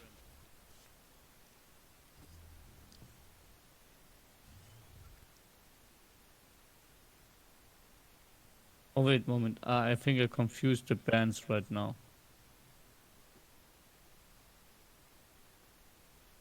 Balloon is playing for Commodore Crusaders. Crusaders. Yes. Yeah, my mistake. So they had the golems. They didn't have the sensor reader. Okay. But I don't think like lacking the sensor reader is necessarily a showstopper for Vetruvian here. No, not necessarily. I mean, because you have to. So I always thought and always felt like if you play against Vitruvian, you have to make their Blood of Airs awkward. You know, Yeah. like a tempo loss. Yeah. Making lose the initiative, or then you can get ahead on it. That except they have more removal. I mean the worst feeling as a Vetruvian is that like when you have 5 mana and you have Blood of Earth in hand, but you're still playing a 4 mana minion, because that gives you like better board than like cleaning up their board will ever do. Yeah. And we see some old classic coming out. Oh, nice. I haven't seen the Falkyrs in some time. I remember a time when it was a free drop and it was so annoying. You could not play double 2-drop against Vitruvian because in turn 2, as player 1, they always had Falkyrs in hand and they punish you so hard. I also think like Vetruvian also had like around that time like some of the more interesting decks, because Falsius enabled a lot of those 4 and 5 drops to be happening. So you could play a longer curve matchup with the Falsius, Mm. cleaning up the board more effectively. Yeah. Now with the 5 mana removal, you're kind of like in a more polarized setup. It's true. It also seems that this turn is kind of awkward for Ragnora.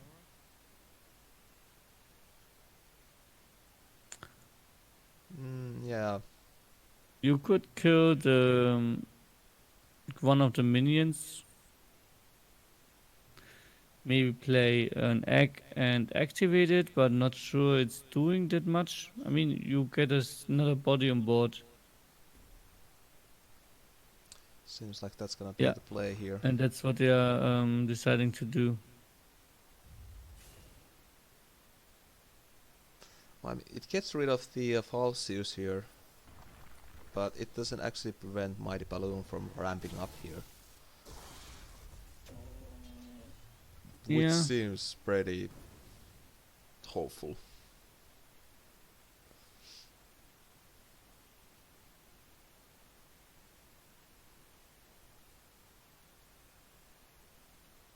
Then again, your hand is kind of full of answers, so maybe that's what they're banking on. True. A 4-mana Lava Slasher is amazing. And you also have Rebuke already. I wonder if Mighty Balloon is having something like a Swarm King and decide to put that down, but it's dangerous, I think.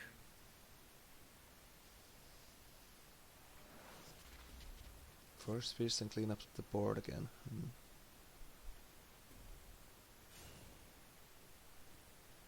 Hitting the Violent Scepter. Call a Guardian. In the Blood Theory Alchemist, wow. Into the BBS. Now, I don't think the Mighty Balloon could have gotten a better turn out of that. Wow, another Bloodshare Alchemist. Really, really nice. Yeah, I think this is this almost looks like him over. Well, Rebuke cleans up a lot of this mess, but the Portal Guardian is the issue here.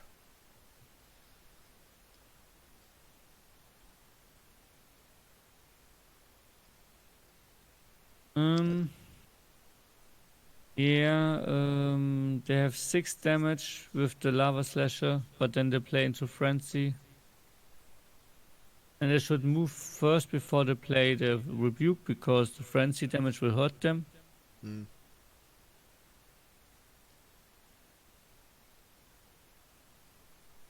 And it depends on, yeah, if they can prepare the board for good Mechanda turn next turn.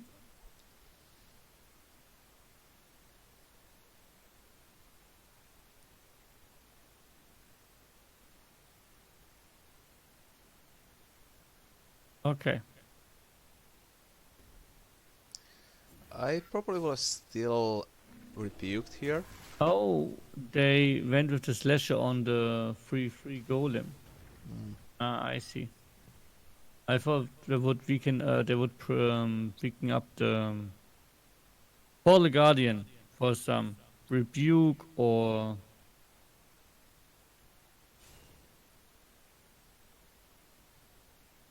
a canter. And there's a Swamp King. Yeah, well, it's bound to come up sometime. But that Yeah, also so means that this you is- don't get good Macanthur here anymore. Yeah.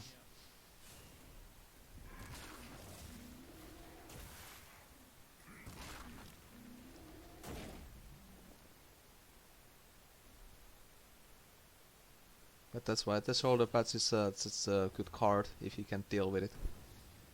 It's just really hard card to remove if you don't have a direct answer. What is a good move Magma has against Swamp King? Thumping Wave. I don't think anything else is really great. Yeah. And I don't think like a lot of Magma lists even run Thumping Wave anymore. Not surprising. I think 4 mana is just a little bit too expensive for it. Oh, there we go. All minions attack themselves into level ends. At least they got only 2 1/1 flying by scarabs. And the lava lens. And you Oh, also draw. get the egg out here, but you don't want to get the egg out here, so... You It's know really the annoying thing? That the Portal Guardian grew because of the rebuke interaction. Yeah. So you took 5 damage instead of 3. Yeah, but there was no way around that. Oh, Amara.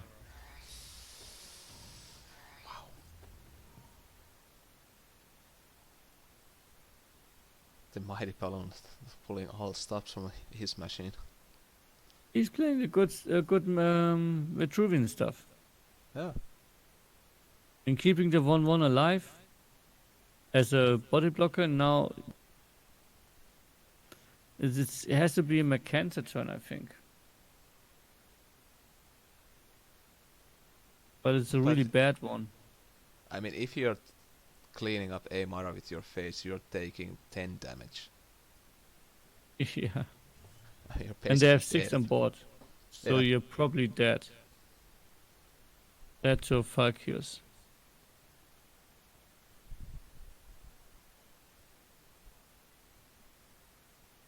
Yeah. The positioning of the 1/1 Scarab in front of Ragnora was really, really good. Yeah.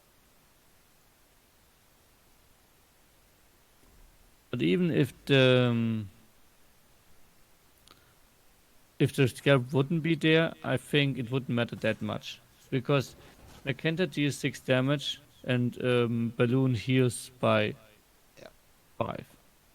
So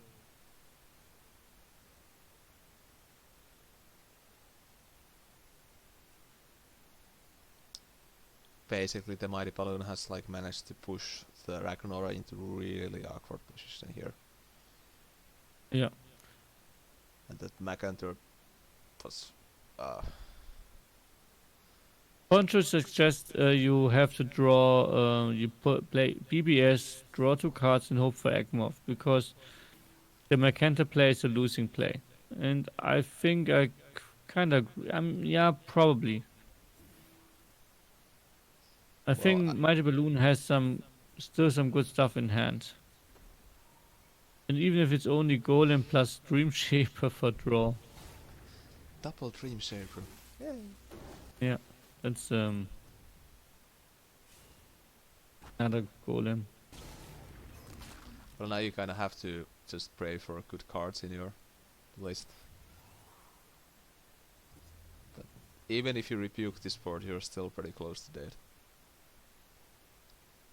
I mean, only Plasma Storm will save you here. No Norinator. Mighty Balloons team banned the Dream Shaper. But Lorem Ipsum, they only banned Sensor Reader. Yep. Yeah, I mean, what is Mercanta doing if your opponent has 25 life? Nothing. And it's always awkward for Magma if they're surrounded like that. Because Mercanta is only killing 2 things. Yeah.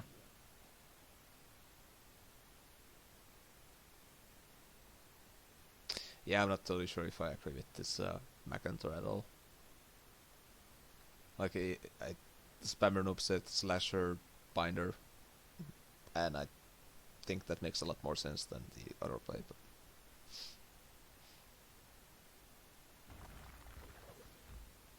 Yeah. The deck is not doing anything.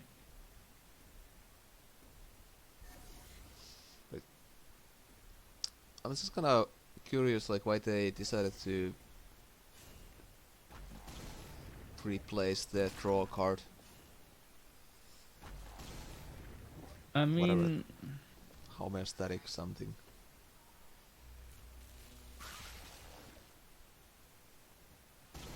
Oh, the plasma is banned. Oh, okay.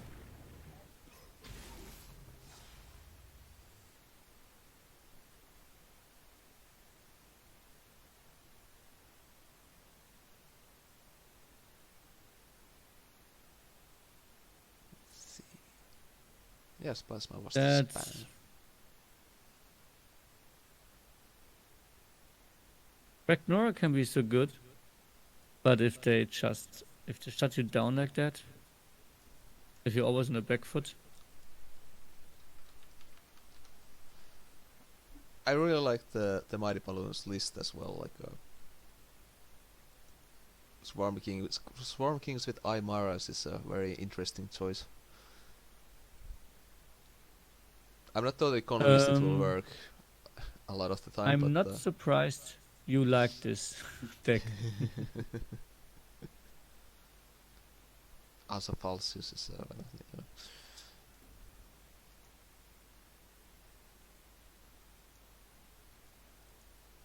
But I think Thicktin also kind of got screwed by the draw there because he didn't have any good answers for those key cards like the Portal Guardian. Yeah, you have Ekmoth, but many Ragnarok decks I see they don't like playing Ekmoth. I can understand it because it's not a very good card for the offensive. I mean, Mm. yes, it hedges X, but it's not about the hex always. It's about that you don't get a free body on board, Mm. which can deal like in theory 6 face damage. Mm. I mean, I remember Ekmor's. the time when everybody made jokes about Wild Inceptor. Well, those were times. The good when times. Ragnarok didn't exist. Yeah, and people liked. We made Morincourt was still a thing. Oh, was that fun? This card. But yeah, I think we can move on to last then the last game of this stream. I think so. Yeah, We have Nick Lauren versus Icicle, who also likes to change his name. Uh, yeah, I'm just going. So Icicle is representing Lorem Ipsum, and Nick Lauren is representing Komodo Crusaders. I wonder if Nick Claren is playing Ox.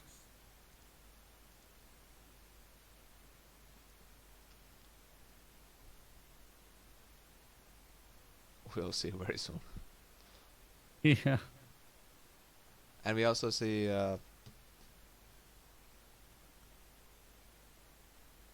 okay, it's very late. I don't even remember generals anymore. But we see the third general, the unlockable character. did I? Shidai. Blossom.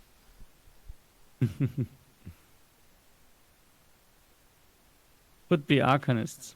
Although no, wasn't Obi's band, then maybe something else. I forgot the bands again. Um, no, they have Arcanists, so this is Arcanists, yes. And it opens up like every shit I deck. Okay, this has to be Ox with the Dragon in hand.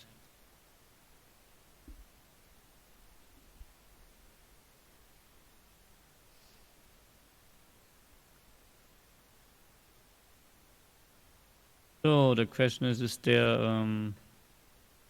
do they also have Obi's Juxta in hand? Or is Juxta banned? Oh my god. No. Commodore Crusaders couldn't ban them because they're overbanned in the week 1. Yeah. Yeah. So, do they also have Obi's Juxt in hand? That's the question. Lorem Ipsum banned Old Beast and Spelljammer and Acer Herald. But I say Herald is something you play in Ox, to be honest, but probably not going to be the most crucial card in this list though. no, but a nice one. I mean, Acer Herald is really nice. I mean, we got it banned this week. Our opponents banned a lot of 2-drops against us.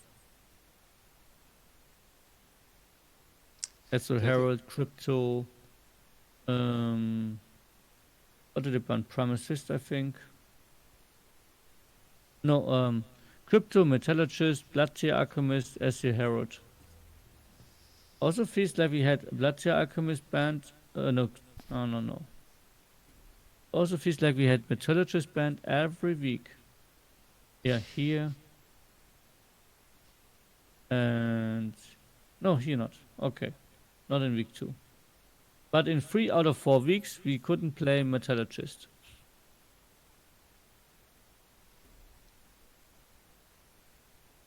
It's a good card. It is a good card. You guys should play it more often. Yeah.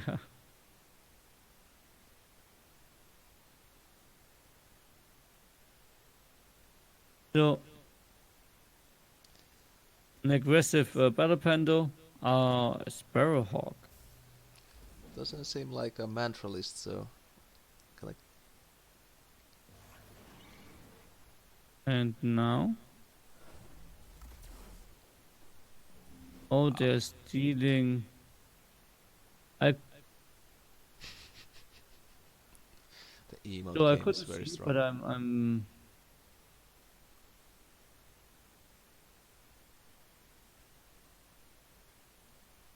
okay. They didn't steal any spell. There are no spells in the deck. Ah. Heyo.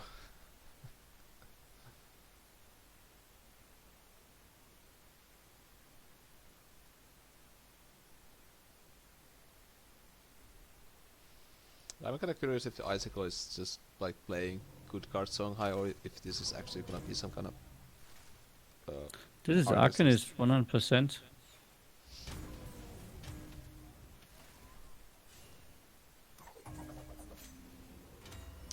So we're expecting some old piece very soon. Though this corn is a very big body A to very nice gun. very hard card to deal with when there's a panda on your face as well. Do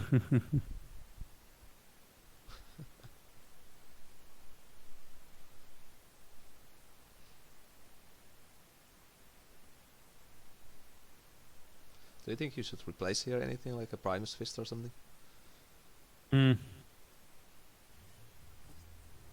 No, I don't know about the Primus Fist. Maybe you needed to kill a Beast, you know? Yeah. I'm not sure I would replace anything.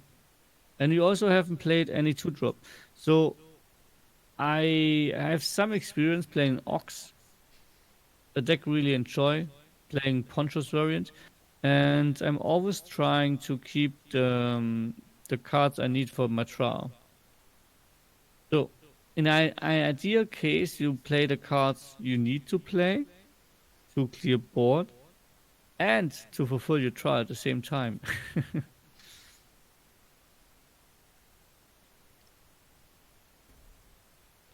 Well, it's surprisingly not that difficult, I think, but still a pretty challenging task, I would imagine. Oh, Kotetsu. That's a very nice clean on that score. For a moment, I thought Isaac replaced Obscuring Blow. Ah, no. Or I would play the Obscuring Blow card, but he had the BBS one.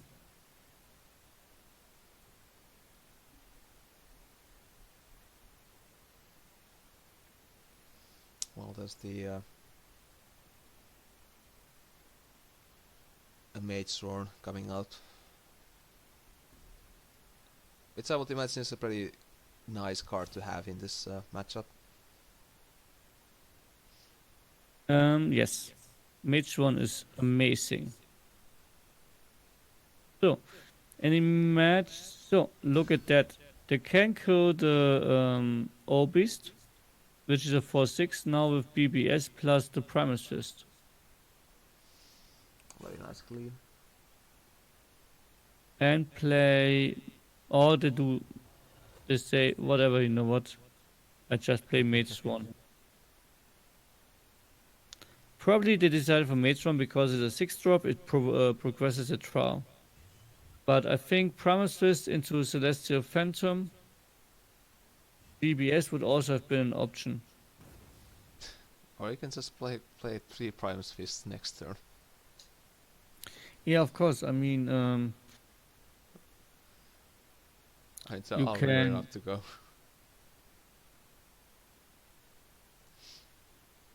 Because Mitron shuts down almost everything Arcanist have, and usually they don't play OBS because OBS is too much of a tempo loss for a snowbally deck like Songhai Arcanist. So yeah, I think sorry. I think going back and saying, so I have a free 8 here, deal with that is actually fine. Yeah. Because there's like what is the option here? Like just go closer and try to kill it with face, or The only problem is, of course, that they can't play EMP. yeah, well. But you have Dakonas in your list, so it's gonna be alright. So, yeah. But like I said, I also think Phantom, Primus Fist, clearing, and you have still a 4/1 Dancing Blades afterwards. Would be solid too.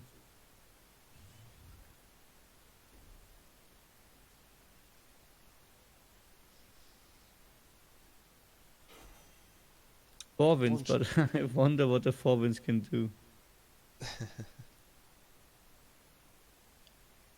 Yeah, the Here comes the 1-drop.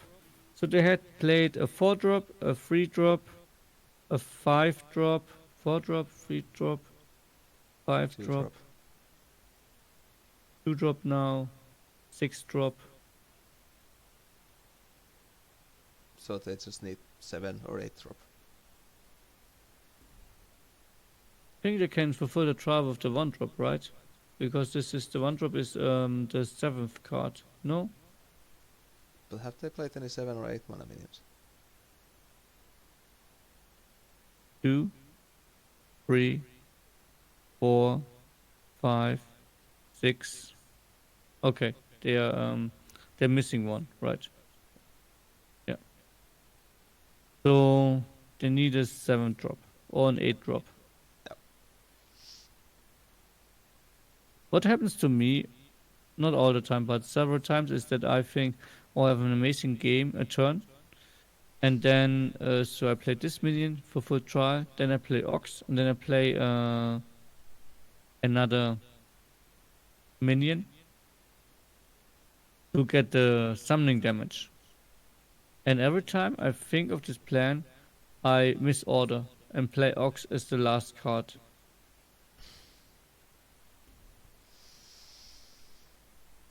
Duelyst is a very complicated game. Yeah, it is.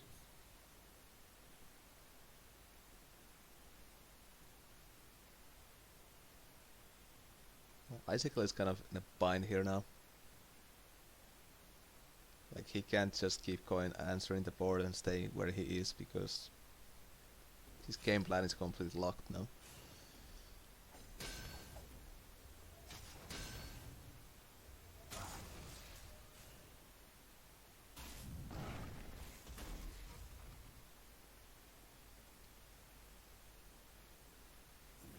Another old beast. With scroll bandit. Hmm.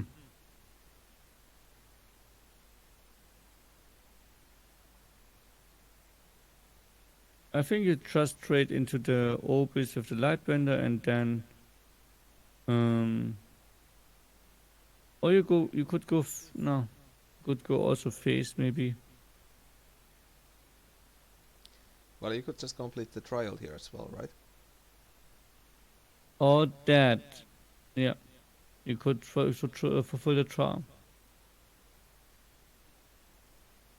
Go forward, kill the scroll bandit.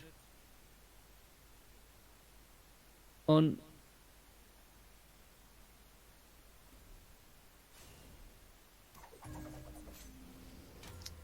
Playing the but they Boronian here. decide not to do that apparently.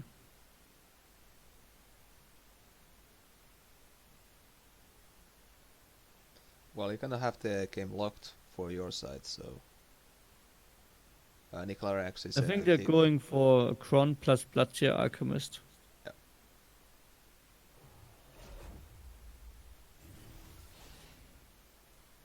Oh, you got the Healing Mystic as well. That's a nice bonus.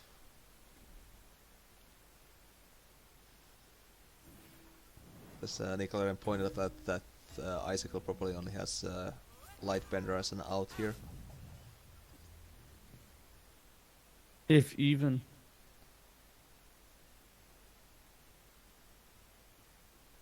Hanging on a dream here for Lorem Ipsum. And now Yeah. the dream is dead.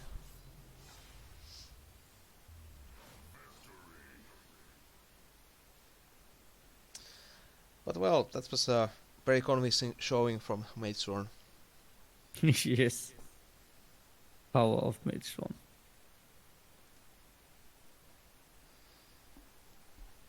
But yeah, that was week 2 cast.